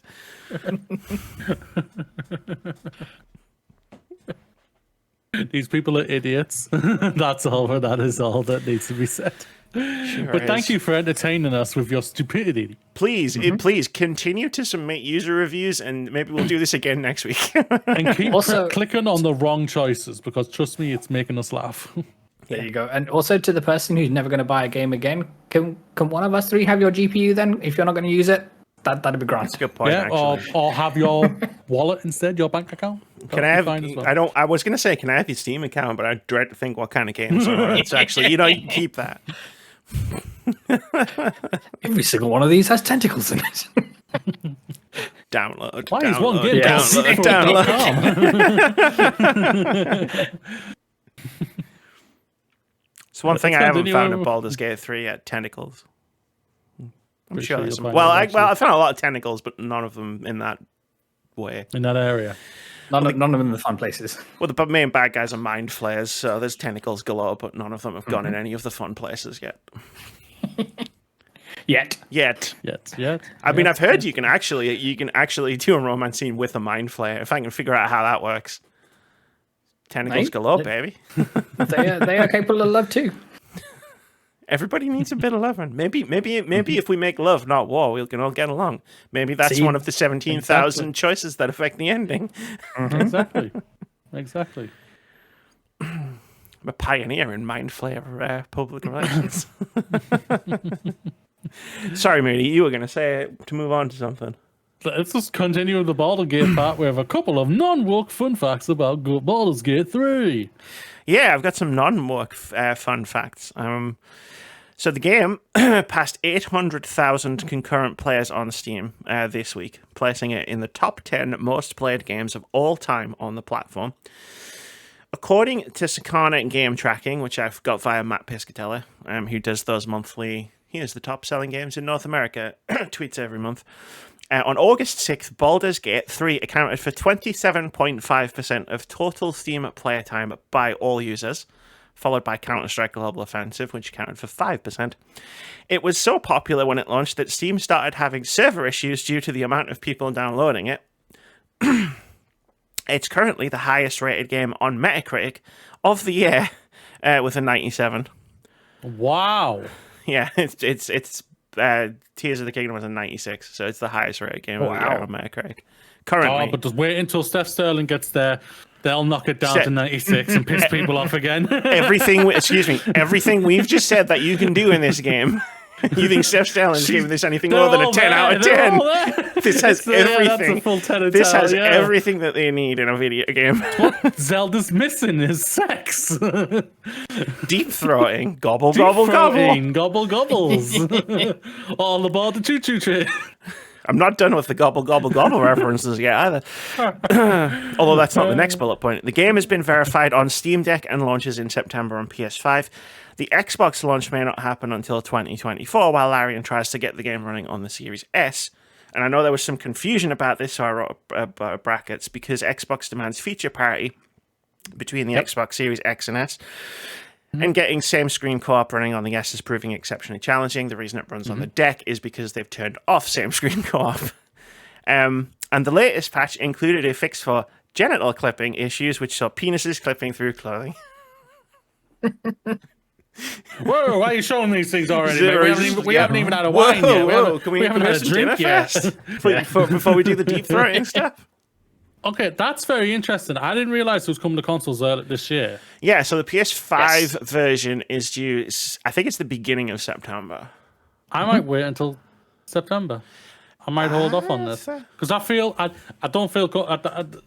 I prefer just to chill on the couch and play on my big screen, playing on my PlayStation. Yeah, that's true. I prefer to do that. So if I can do that, I'll probably be all in on this. I think about all of the long games that you've played this year, and they've all been on the PS5, so yeah. I have heard anecdotally that the UI on PC is a lot more intuitive than it is on PlayStation. Only with the the ability to use keyboard and mouse and whatnot. So your mileage may vary, but yeah, I think if you're going to spend time playing a game with this many hours of cutscenes of more than Lord of the Rings like tripled or something like that, then maybe being on your sofa is the right call. And it might not break my PC then. Well, I mean, there you go. So yeah. No. It's. I mean, the UI will be better on PC just because of the type of game that it is. That's just undeniable. But I played it with console. No, not console. With a controller when I played it yesterday. I enjoyed it with the controller experience. It played really well. I felt. I was going to say the guys made Divinity Original Sin 2 and they ported that over to consoles, and that was still like beloved by console players. So I imagine they've put the work in on the console UI. But no, it's just a fucking great game. Like, aside from all of the fun gobble deep throat sexy times, it's like the rest of the game is really fun too. yeah, true. I'll state this though: next generation, Xbox ain't gonna have two series. They ain't gonna. They're not gonna. By then they'll have game streaming going like fully. So they won't need them. On your Samsung TVs. Yeah. It'll be by the console, the one console, or you can stream on your Chromebook or your PC or your Samsung TV. Everything, yeah. But no. Shout out to the entire team and everything. I didn't know much about this game whatsoever when it came out and everything. But shout out 800,000 concurrent players. That's amazing to hear that. And to hear all the greatness and like the reviews and everything, that's just like to hear that. Like I'm sure the team is just like, fuck yeah. So when the stats came out that they had 800,000 concurrent, actually it was when they had 500,000 concurrent players. One of the lead devs tweeted out like saying, "I'm going to avoid the IT team this week because I told them to expect 100,000 players max." Clearly, I lied. Yeah, and they go to the IT team. Turns out a lot of horny people on the internet, and they all want to play this game. Yeah, everyone is fucking in our game. We did that live stream where we showed that you could have sex with a druid while shaped as a bear, and all of a sudden our wish list quadrupled. Sex sells. On the list of things to fix, it's like, okay, we've got this bug where the hair clips through some of the pointy ears. Do we need to fix this first? It's like, no, we've got people's penises going out the trousers first. We need to fix that first. We need to fix the penises. Very quickly. All the characters are flashing one another and they aren't meant to be yet. Yeah. It's a lawsuit waiting to happen in all the games will be getting lawsuit. Streamers are getting banned, guys. We need to fix something. We need to start something out here. Although there's a lot of streamers apparently, like, because when you create a character, you can click a button that just removes all of their clothes. Yeah. Like a lot of streamers, a lot of streamers are just clicking that button without thinking. Remove all clothes, you say. Stella was very what smart. What will that do? Stella was very smart. She often is kind of thing, and she moved her camera to obscure any of the naughty bits. Sure. So when they did click the button, she was okay. Oh yeah. Well, you gotta be able. If you pick options, you've got to be able to see what the options do. 100%. Exactly. No, I won't lie. I laughed when I did it. I won't lie. I giggled like hell. I was thinking, does this do what I think? Oh my god, it did. You've heard of everything. You've heard of boob physics. Check out penis physics. Flop, flop, flop, flop, flop. Click, click, click, click, click, click, click. Oh, good god. Yeah. Well, I will do a serious review of the game at some point. It'll be a while. I've played I've played 30. I played about 28 hours before I finished Act 1 of a 3-act game. Yeah, wow. Bonkers that. And I definitely missed some shit. Like quests and stuff. Like I definitely missed some of the quests, so it's pretty. But theoretically, you probably could just give like the same. I would say for you, just do the same way you're doing with Zelda with this game. Hold off until the end of the year. So if you feel like it's going to be in your list, what I want to know, I'll review Baldur's because the reason I'm not reviewing Zelda until the end of the year is because I'm just kind of like. You're going back and forth. I'm sort of chilling with that game. You know what I mean? Like, oh, I'll spend an hour running around Hyrule and doing this. Baldur's Gate has literally just been like, okay, cool. I've got an hour before I have to leave the house. I'll load up Baldur's Gate. Oh, cool. I'm recording this podcast with Moody and Vits. Oh, we finished? Oh, I've got a few hours. I'll play Baldur's Gate. Oh, I've got an entire day where I'm not doing anything. Yeah, I'll spend the entire day playing Baldur's Gate. You know what I mean? Like, I'm just into it. When the Mind Flare put the thing in Amy's eye, that was real. Yeah, that happened. That's great to hear. Like, it's congratulations to the entire team. Like, yeah, they deserve the hard work. It's paying off and everything, and hopefully, it just continues. Yeah, man. And yeah, Vits, you're absolutely right. If you wanna be productive, you need to avoid this game. You'll fall into it just as easily as I did, I think. Yeah, it's too late for me, but it's not too late for you. No, for someone who sunk like 290 hours into FF14 when I jumped into it last August, in the space of like a couple of months, I know that I need to avoid this game like the plague for a while. yeah, definitely. Yeah, till my review comes out and you're like, God damn it. Oh, 100%, yeah. She's got me. She's used that damn charisma, performance, proficiency. Yeah, besides, if I start this game, there's no way I'm writing this one shot for Moody, so I've got to get that done first. Unless you're writing one hell of a one shot, which is just the plot of Baldur's Gate 3. Played this one shot that turned into a 10-year D&D campaign. Be a good D&D campaign. Interesting one for sure. Let's go to a game franchise that I've slowly returned to a little bit, but sadly it's about being a pain in the ass. That's this week's Pokemon Presents Showcase allegedly has used fan-made music without permission. Yep. During a trailer for some upcoming Pokemon Scarlet and Violet DLC, which was at the Pokemon Presents this week, music was played that seemed to be created by ND Music 8 months ago. ND Music said they were, quote, really surprised and quite honoured, end quote, that the song was used, but wished they'd been asked in advance. Got a Sucks as always. Fucking team to compose music for you, Nintendo, Game Freak, Pokemon Company, like, the fuck? Yep. Can you imagine it's the other way around, though? How hard the Pokemon Company would have taken out their kneecaps. Yeah. I feel like we talk about it every couple of months here. It's like Nintendo did you hear? Nintendo just fucking killed a guy for looking up some emulators for the Game Boy. Amy, next week's podcast, we're going to have a theme tune. It's going to be the Pokemon theme tune. The first one, the original OG. Why do we have to be the ones that get fucking kneecapped? Just to prove a point. Kneecapped. You won't get kneecapped. I'll get kneecapped. Yo, you didn't ask someone's permission, so why do we have to ask for your permission?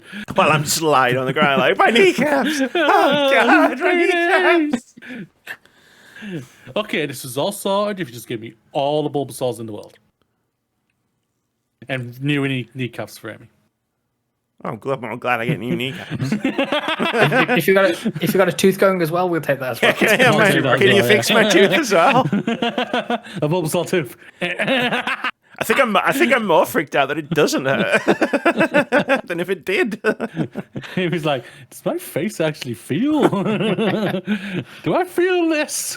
Ow! Yeah, I do. Yeah. Moody, come here. Punch me in the face.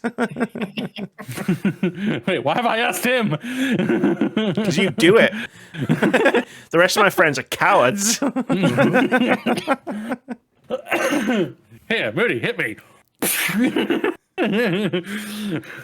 So yeah, this sucks. Yeah. This sucks. The Pokemon Company taking music that someone made. Yep. No credits, no asking, just did it. Probably thought they were never going to get caught. I'd say who's going to catch the police when it comes to this one? Yeah. Well, it's nothing. First thing is, they probably won't. Nothing will happen. Nothing will happen. Yeah. So that's what. No one's going up against Nintendo. Game Freak, Yeah. the Pokemon This, Company. this group band person probably won't have the money to be able to say, "All right, I'm fucking suing you to get my money back. I'll get some royalties here." Yeah, it'll take 2 years to get sorted, and you'll probably be in debt by the end of it. I was like, oh, great. Yay! That sounds like fun. And Pokemon would have won by the end as well. Probably asking for more money from you. I was like, wait, what? Wait, how do I get shafted? And they would have released. And they would have been shafted. Yeah. By the time you lost the case, we'd have another set of broken Pokemon games. Mm-hmm. Oh, that ended really depressingly. Yeah, because it's going to be broken when they release them. That's the thing about it. We're on a 3-year fucking timeline right now. The next one's coming in 2 years' time. Cool. The next generation. But I'd be very crap. surprised if it's not 2025.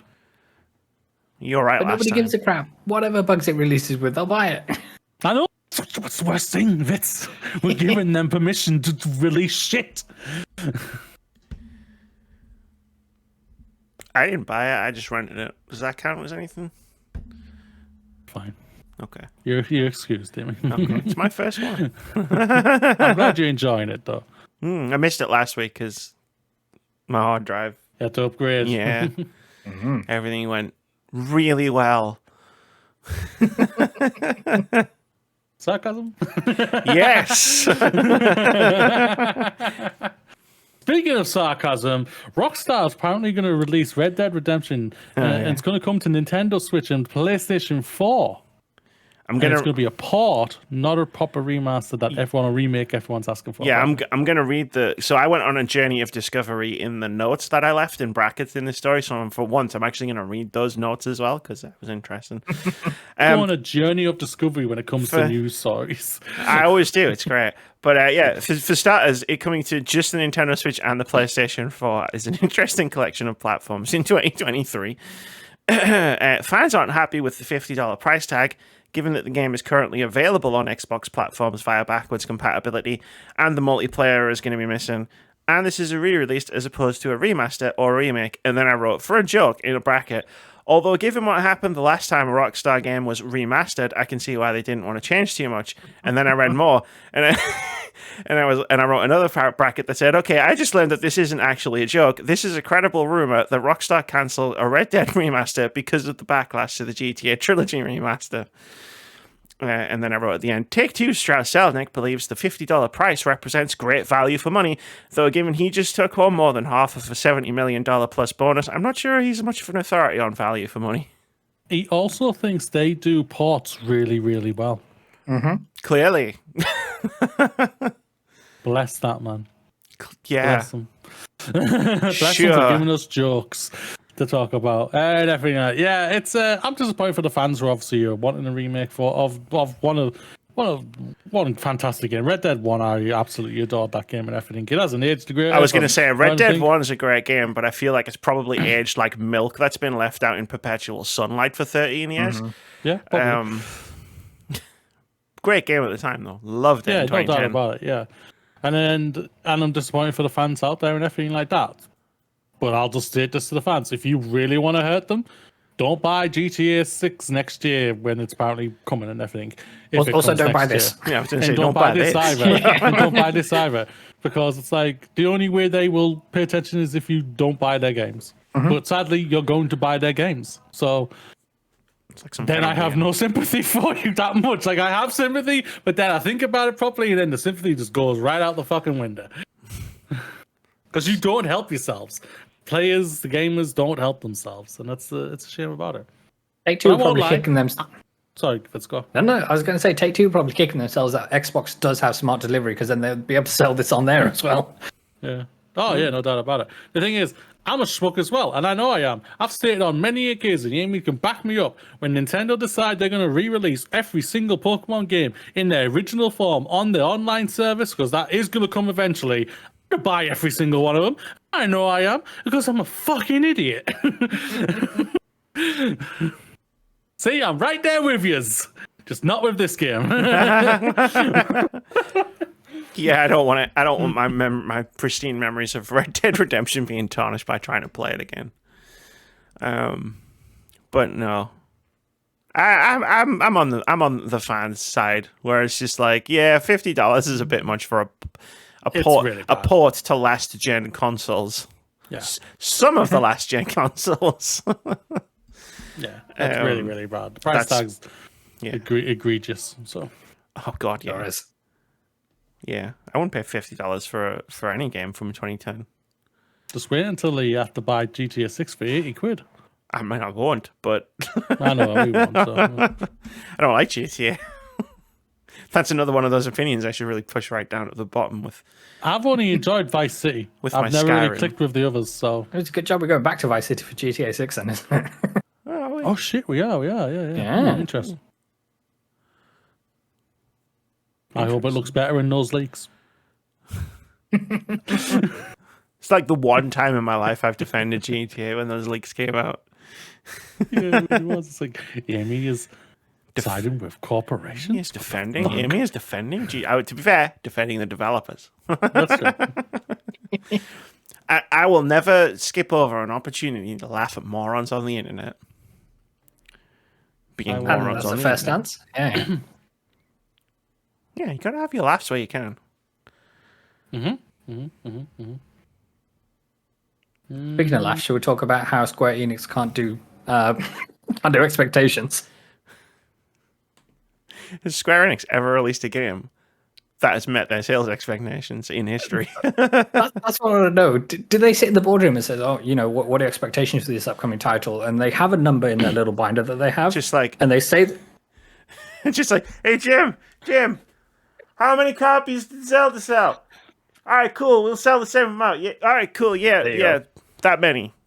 and then they see all the stoic faces around them, and they just add an extra 0 to the end just to make them smile. It's one of these, but it's absolutely wild. Final Fantasy 16 did not meet Square Enix's sales expectations.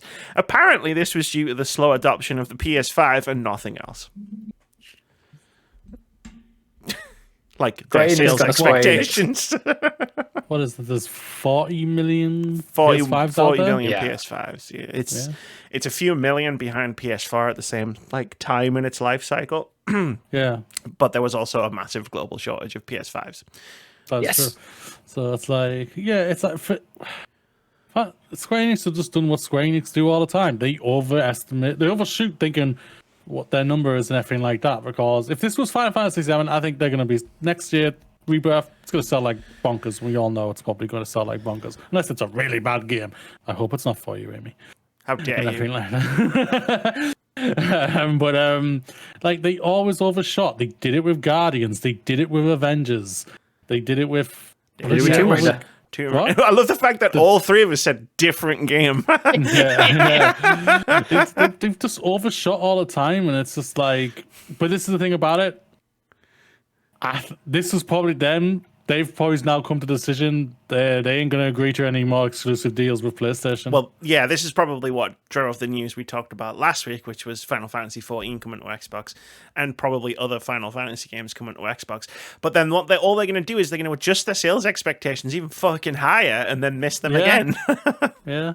With Xboxes out there, which is only roughly about 20 million, 30 million, I think of them, we should now earn at least 35 million of them. Like, It's like, hey, Jim, how many did Zelda sell? All right, so we double that because we're on 2 consoles. Yeah, all right, cool. There you Yeah, go, that sounds good. Yeah, we double it That's because we're on 2 how the consoles. Force works. Yeah. That's how the Force works. So. This from the same Square Enix that thought NFTs and blockchains were the strategy to go Still forward. think Exactly. NFTs and blockchains are the strategy going forward. They've got that one game coming out that's apparently a blockchain RPG, and we dissected everything they told us about it on a podcast, and I am genuinely curious what happens when that game comes out. Sink faster than the Titanic. Probably, yeah. But It just struck me that Forspoken came out this year. it really did, yeah. It came and it went. I played it. It was one of the small handful of games I actually played this year. There you go. She didn't talk about it because she just doesn't want to hype it up too much. Well, no, I didn't talk about it because I played it and then Harry Potter came out. That's that as well. I was already too depressed. I can honestly say I think I liked Forspoken about as much as I like Final Fantasy 16. Oh, And I liked God, and I like, if you want to spin that positively, I liked both games more than I liked Redfall. So it's all about like relativity. It's like if Redfall wasn't broken, it might have been the same rank as those two games. if Redfall wasn't broken, it probably would have thought worse of it because at least the bugs were entertaining.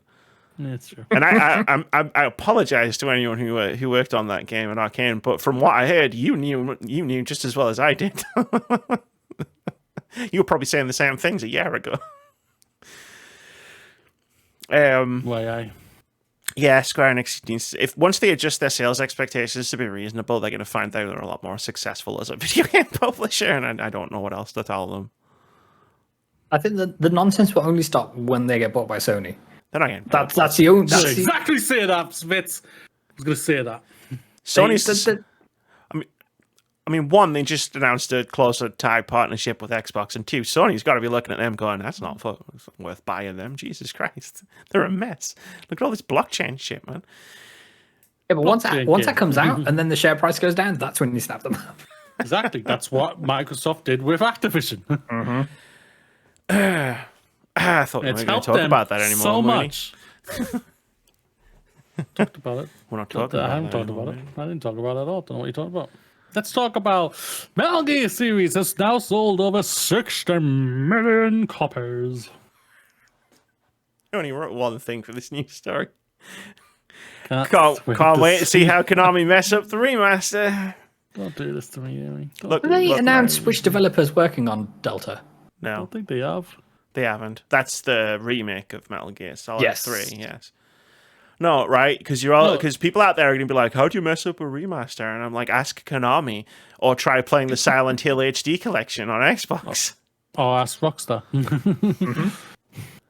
They've done this before. Oh, Yeah. well, we could just remove the fog, right? Because, they don't need the fog on modern consoles anymore because they've got the computing power. Oh, shit. What do you mean there was nothing in the fog? And that's how draw distance works. Well, and we've released the game anyway that looks like this. Oh, bless them. Yeah. No, congratulations to it's a go. It's a franchise that I think a lot of people love out there. I'm a big fan of it. I am looking forward to hopefully the remaster of 3. I'm looking forward to like the ones that are coming out this year, the collection. I'm like just to go back to them. I think it's going to be a lot of fun and everything. Yeah. I've never played them. So, I mean, when the remaster comes out, as long as it works, I'm going to... Are you going to try the collection? Yeah, I'm going to add it to like the streaming backlog queue. You know what I mean? Like, because I want to at least play one. I feel like it's like this big thing that everybody always talked about, and I just missed it. Like, Do you think you'll start with Metal Gear Solid or actually go back to the NES? no, I'll probably play Metal Metal Gear Solid 1. I'm trying to stick to games that I can legally play on Twitch, which is why I'm playing Pokemon Violet. Yes. And not a different Pokemon game, because like I've said to Moody, most of the Pokemon games I was being recommended are not. I can't stream them. Not yet. Yet. But yeah, no. I'll start with Metal Gear Solid 1. But congratulations to Konami, congratulations to Kojima Productions and their crew as well.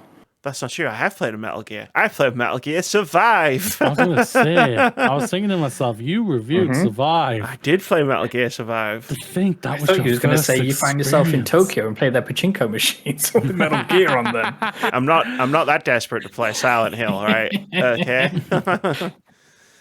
Hey, Vitz, you've gone out of focus. Yeah, you have. Yeah. Okay, let's fix that. The light on your back wall might be too powerful. It might be. Okay, hang on. Let's see if we can. And come back. There we go. Yeah, there we go. Got a lovely, that's nice better. look at Vitz's logo as well. There you go. There we go. Sony has internally delayed several first-party games out of the current fiscal year. In its latest fiscal report, Sony claimed that, quote, the impact of changes in the launch dates of a portion of first-party titles has negatively affected our fiscal year 2023 forecast. They didn't say which ones. The games are service games. The games are service games. Yes. The games are fucking service games. Well, they haven't. No one's delayed Spider-Man as far as I know, so yeah, pretty much. No. Yeah, so I think we're waiting on a date for Helldivers 2. We are. But I think aside from that and Spider-Man 2, which is all but locked in, and I think I don't think we were aware of any of the first-party titles which were about to drop, aside from any VR games, but I think that's... They've left that one out to die as well, kind of thing. So, yeah, we're interested to see what it is.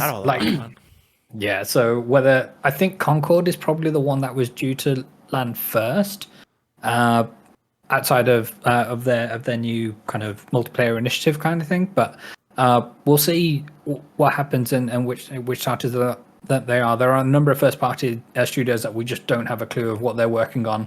And even though, like, we'd like to imagine that Ghost of Tsushima 2 is coming at some point, like, we haven't had an official announcement of that. Who knows what Naughty Dog are pivoting to, given that Factions was not ready to go because the team at Bungie said, yeah, this ain't it, Chief. And they thought, what? This is terrible. What are you doing? Yeah. So what I really want to know is what Bluepoint are working on, more than anything. Are you doing Bloodborne? Are you doing something else? Are you doing something original? If so, what? Let us know, kind of thing. And after the kind of lukewarm reaction to the Sony showcase, hopefully there'll be like a state of play this autumn / fall, depending on where you are around the world. And yeah, we'll get some news. Yeah, we'll probably get some news before the end of the year. I don't think it'll be a banger. I don't think we're going to hear anything from PlayStation at the end of the year. Well, I think we won't hear anything until they might like show maybe something at the Gamescom the Game Awards. Yeah, like dropping maybe something there. But other than that, I don't think they're going to do anything until next year now. Thankfully, like the third parties have been bringing it, and as you said, like Baldur Gate 3 is coming to take the fight allegedly to Starfield, and we've still got Mortal Kombat 1 and a few big titles which are going to sell immensely well, mostly on PlayStation, kind of thing. That's going to carry them through the holiday season. Not Final Fantasy 16, apparently, according to Square Enix. No, we historically we've always gotten a late in the year or a later in the year state of play, which is mostly just focused on third parties. So I could see it like, hey, check out Final Fantasy 7 Rebirth coming next year. Only to PlayStation. I can't wait. Look, Silent Hill 2 remake. You're all excited for Silent Hill 2 remake, aren't you? As Amy's eyes glaze over and she dies a little more inside when it says developed by Bloober Team at the end. Go on. No, go for it. I wasn't really going to say anything of substance. But what would you like to talk about next? Let's go. Oh shit! One more. I'm having so much fun chatting with you, both of you. I just lost track of time completely. Then go for the one that I was going to leave till last. I was going to go for all of them, but if you only got one more, then go to Hideki Kamiya believes Japanese developers should be proud of the term JRPG. Yes, Hideki Kamiya, the creator, not the creator. Sorry, I hate doing that. One of the directors of Platinum Games, a master developer, created Bayonetta and Resident Evil 2 and Devil May Cry. Said in an interview with VGC, it's a bit of a long one. Quote: Sorry, he was asked about the term JRPG. Reference back to the conversation we had about it with Skillups and Yoshi P, who directed Final Fantasy 16. And he said, quote, "When we started Platinum Games, the first thing we decided was to create Bayonetta. Great idea. That was something that had already been determined. We wanted to create an experience that wouldn't be accepted by a global audience." Yes, sex on boots. Thank you, Sadie. "When you look at God of War, you have Kratos. He's muscly, he's huge, he's bald. He looks really kick-ass, basically. So we thought, okay, we have games like this, which are becoming more popular globally. Should we create something similar from a Japanese standpoint? We discussed this internally, and the conclusion was that no, we obviously can't, because this is something that's not unique to us as Japanese creators. So in order to make an action game that would stand out, we needed to create something that expressed our unique sensitivities as Japanese creators, and Bayonetta was the result of that. When you look at Bayonetta as a character, she doesn't look strong like Kratos. She doesn't look like she could take on these massive demons, but she was very unique in the way she was created, in the way we view action game heroes from a unique Japanese viewpoint. Looking at God of War and other Western action games, those are great experiences and very original, made by creators in their respective regions, and it's something we could not replicate even if we tried. If Bayonetta was labelled as a J-action game, I would not have anything against that nomenclature. We are very proud of Bayonetta and the character we came up with because she is the essence of our kind of unique creativity as Japanese creators. So when it comes to the term JRPG, this is something that ties into this. These are RPG games that, in a sense, only Japanese creators can make with their unique sensitivity when it comes to creating these experiences. I think it's certainly something that should be celebrated moving forward, and someone should actually aim to make a king of JRPGs game to express that. As Japanese game creators, we're very proud of the actual term JRPG, end quote. I talked. Who wants to go first? Let Fitz go first. He's the guest. I think you're muted. That's how that button works. You think I'd be streaming this long? I'd figure out how that works. I think it's a bit rich of me to remark on what a Japanese person thinks that Japanese games should be referred to as. But if they're happy to do that, then you do you. More power to you, kind of thing. I think it can often come with a stigma is probably the wrong word to it, but it comes with a lot of baggage in terms of when you say JRPG and it instantly brings up these thoughts and feelings of, right, it's going to be several hundred hours long. There's going to be predominantly children in this game with outfits that can only be dry cleaned, but there's no dry cleaners in any of these worlds that they go to. So where are these kids getting these clothes, laundered and things like that? So, but if this term has some gravitas, then by all means, go for it. Hey, Mooney. For me, it's whatever they're comfortable with. At the end of the day, like we spoke about it on the last story, where I completely understand where the person was saying that it's a derogatory term. Basically, I can understand that, and with how society is and everything like that, I can see where he's completely coming from that whatsoever. But I also understand where this developer's coming out and literally say, be proud of it, be type of thing. It's like what we were talking about when we were talking about Venba and everything like that. Be proud of your culture, be proud of who you are, type of thing. And I can see where he's coming over. So be proud of that. You are Japanese and you are creating a Japanese game. You can see Bayonetta, there's no doubt about it, has very much Japanese influences in it. Forget that it's made by Japanese developers. You can see the Japanese influence in that, no doubt about it. And you should champion that, no doubt about it, and be proud of it. I see both sides of it completely. I understand where both sides are coming from completely, and it's however you choose to basically do it now for it. Like I stated when we talked about it a while ago, that I will try my best to try and say more RPGs, because at the end of the day, they're still role-playing games. Yes, they're made by Japanese developers and everything for it, but we should all be proud of who we are and our culture and everything like that, even if our culture is completely fucking batshit crazy. Britain, seriously, you fucking nutters. Does Britain even have a culture? We steal it from everyone else. We don't even know. As we've heard many times, That's the problem. We don't have a culture, but yet we want to piss off every other culture and tell them you're not welcome. As with everything else, we didn't create our own culture. We just colonized everyone else's. Exactly. Yeah, the sun will never set on the British Empire. That's how the saying goes. Yeah, yeah. No, I really like Hideki Kamiya's point of view on this, where it's just like, it's like we created something so unique and so cool that they had to give it its own fucking name. Like, and it's just like, yeah, that's awesome. Because we talked about it a while ago when Yoshi P kind of went the other way. And I do remember that period of time Yoshi P was talking about of, hey, remember when like everybody used to say JRPG as a derogatory term? And I was like, yeah, I do remember that. And it fucking sucked. Because JRPGs were good. Yeah, because remember what you brought up? I think you brought up that infamous indie game developers who were talking about initially. A Japanese developer came up and asked them a question: what can Japanese developers learn from the Western developers? And they just said, stop. I think they basically said they give Japanese games suck or whatever, but they were very rude. Yeah, they it was Phil Fish and Jonathan Blow. Yeah. They were doing an indie game, the movie. Yeah, and they were just like, yeah, Japanese games suck, and it's just like, no, your games suck, dickhead. No one's talking about him anymore, so. Well, hey, you know what? Fez, overrated. That's all I'm going to say. Braid, never even bother playing it. Maybe I don't like those two developers very much. Maybe. For a variety of reasons, one of which is their general attitude towards people.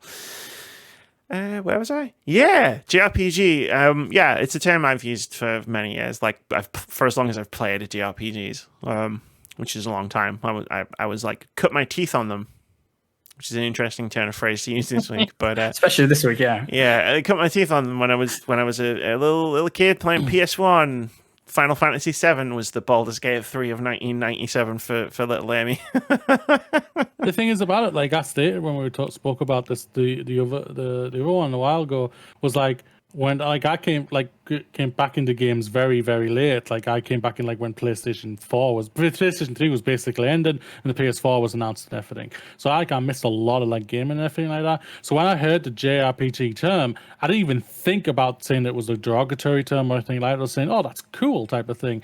And everything. So these are games that you can see the influence of Japanese development and everything like that. And we should. It's like anime is called anime. They don't call them cartoons. Yeah. And everything like that. Anime is very Japanese. There's no doubt about that and everything. But it's not a derogatory term.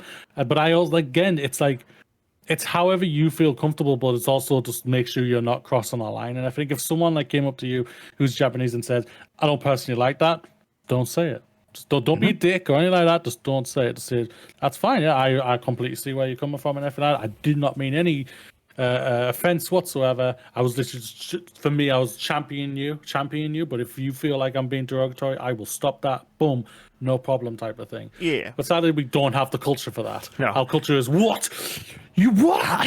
It does. Type of thing. It does come. It was a sort of a thing that was prevalent in sort of that Xbox 360, PS3 era, where a lot of game critics would just shit on Jap. I mean, we watched videos and stuff that people had been dragging up when the whole Yoshi P discourse, I guess you could call it, happened, and it was just like, wow, like this is how people used to talk about video games, and it's just like shit. Like, and even I missed it. I wasn't much of an online person like in those days, so I didn't really see. I didn't know who Adam Sessler was on his fucking TV show or whatever. I was just like, Lost Odyssey's really good. I really love this game. You know what I mean? I didn't know there was this whole discourse about it that I just missed. But yeah, it's like the same for me with Final Fantasy X. I didn't realize there was a discourse with that, like saying, "Oh, it's boring for the first 30 hours." I never felt that. I was just like, "This is amazing. I love the characters and everything."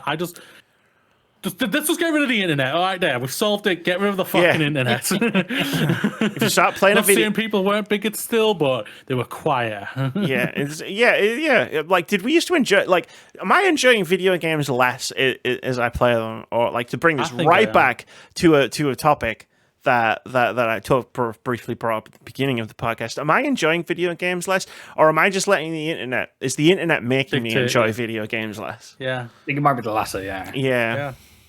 I wonder, like, if I just sit down and play games like completely out of context of the whole. I mean, that's what happened when we talked about Mass Effect Andromeda a while ago, and I was like, I got a review copy of that. I played the entire game before anyone else had played it, so I played it completely divorced of what happened next. And I just went, yeah, it was buggy as shit, but I mean, there was a good core in that game, and it's also got the best gameplay in the entire series. Agreed. And yeah, so I made a video defending Mass Effect Andromeda a few years ago, and it was just like, oh yeah, like, and if I hadn't have gotten that review copy, I wonder if my opinion would have been different. It's fascinating, isn't it? Mm. It's not something you can really test. You need multiverse. Like I need to go to a multiverse where Amy played Mass Effect Andromeda when it came out. Didn't have a review copy of it. But yeah, cool. It's time to move on to the final short section of the podcast. The first one is what's happening next week. Took me a second to realize what you'd done there.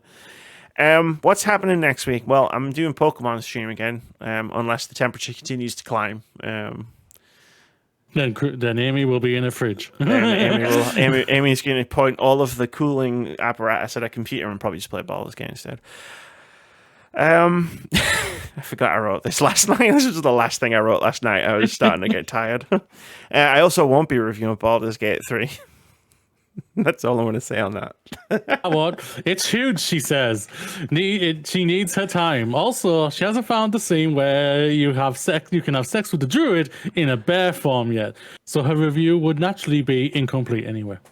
I think this is valid. It's valid. I don't think I'm gonna. The thing is, I don't think I'm gonna fuck the bear though. That's the thing. Like, thing is, if I review, it'll be not until David's had an orgy in the game. So I'll let you know how if that's possible. And if it's not orgy, it's a 0 out of 10. We know that. It's not even going to get a fucking number. It's just getting a 0. 0 out of 10 on a 5-point scale. Yeah. -5 out of 5.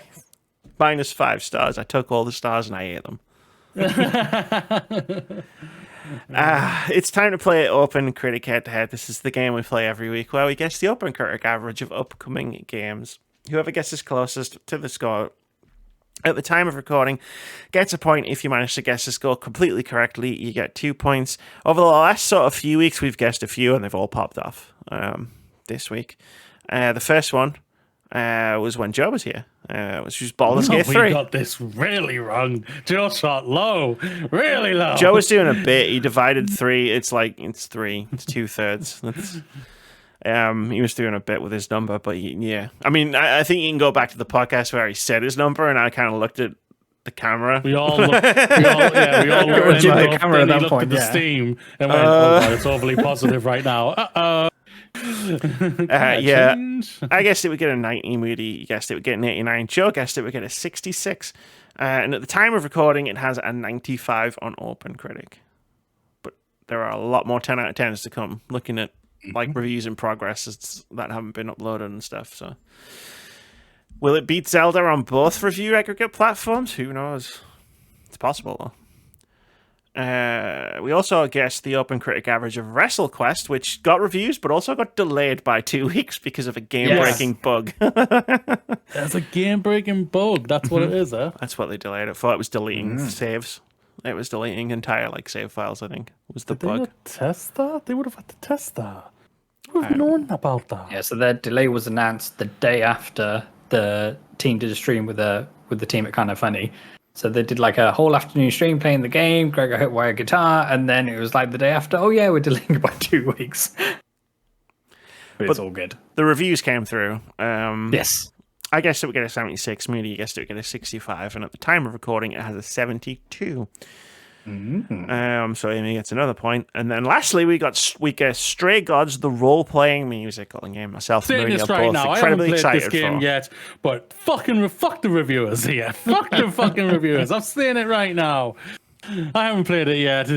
One, I want to say it. I do want to say it. I also have not played it, but when I do OpenCritic aggregates and things, I do obviously I can't help myself. I scroll through and I look at the the blurbs that come with the scores. Pretty sure one of the reviewers literally just doesn't like musicals in general. Judging by and again, I haven't read the full review. I don't read people's reviews before I play a game. The first line was like, "I don't like Subspace Rhapsody, and I don't like this game either." but no, like the little paragraph that comes in the OpenCritic thing, I was literally reading it, and it was like 4 out of 10, and I was like, I don't think this person likes musicals. Not sure this was the game for them. But yeah, straight. I mean, this goes back. I've started doing this because it's funny. I did this a few weeks ago when we were doing the Viewfinder one, and I literally said to Moody, I found a review that said this was one of the most impressive games of the last 10 years, and then 8 out of 10. I was like, do you just not like video games? I don't understand. But anyway, but I basically kind of said something like that as well when it came to Viewer. I think it's a masterpiece in how it's done its level design and everything like that. But other things knock it down. Sure, but I don't know. I didn't read that. I don't know. It's a weird. It's just a weird thing to say. It's the most impressive game. You said it's a very impressive game. Sure, not the most impressive game of the last. The wording, I which guess. includes Tears of the Kingdom. It's because you can't have sex in it, that's why. Kind of sex. In Viewfinder, either. It's not what I remember. Challenge accepted. I guessed Stray Gods Role Playing Music will get an 87. Moody guessed it would get a 90 at the time of recording. It has a 79, which means Amy gets the point. The scores are Amy 24, Moody 17, with 2 draws. This week, so I was catching you, and then these 3 games have just literally decided to fuck me in the ass. Basically. So you want an Audrey Moody? Here you go. You didn't have enough. You didn't have enough faith in Baldur's Gate 3, and you had too much faith in Stray Gods. If you'd flipped those around. Well, you took one of the numbers. I couldn't take it. Ironically, I was thinking of going higher on Baldur's Gate, but I didn't because I'm a coward. This week we're going to guess 2 more games that are coming out next week. The first one, the Texas Chainsaw Massacre. I only know. Again, much like WrestleQuest last week, I only know this is coming out because of Phil. Because he's like, there's a Texas Chainsaw Massacre game, and I'm like, okay. I don't care. I don't care about Texas Chainsaw Massacre. Like, it's not my kind of thing, but sure. And then he was always like, oh, we'll play Friday the... Like, I bought Friday the 13th because he wanted to play Friday the 13th, and he was always like, oh yeah, we'll play it. Oh yeah, we'll play it. And then we never fucking played it, and they've turned the servers off, and now we never get to play it. So I spent all that money, and I didn't even play the game. Thanks, Phil. Anyway, it's my rant against Phil over. Texas Chainsaw Massacre 60. I think it's going to have server issues. A flat 60 from Amy. Server issues. I think it's going to be like, oh, it's fucked. Like bugging and stuff. And that's going to make the score go, wow. Like, what was that game that was also based on an 80s horror movie franchise? And it was an 80s. Predator. The Predator game. I just realized we probably should have let you go first, Fitz, because you're the guest. That's what we usually do. But you go next. You go next. So I have no attachment to this franchise, but I think it's going to get a 68. Cool. 68. Oops, no, 68. I can't see the keyboard. Oh, that's all good.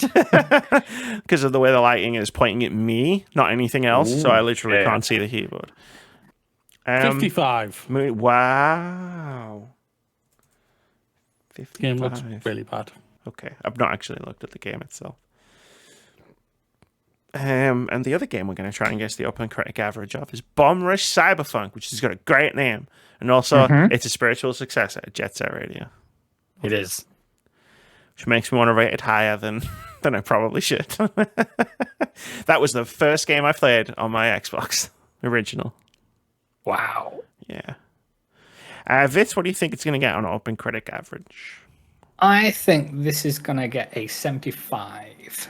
75. Reasonable. Yeah. I think people are going to be excited because they're going to want the spiritual successor to come back, but I think it's going to fall short.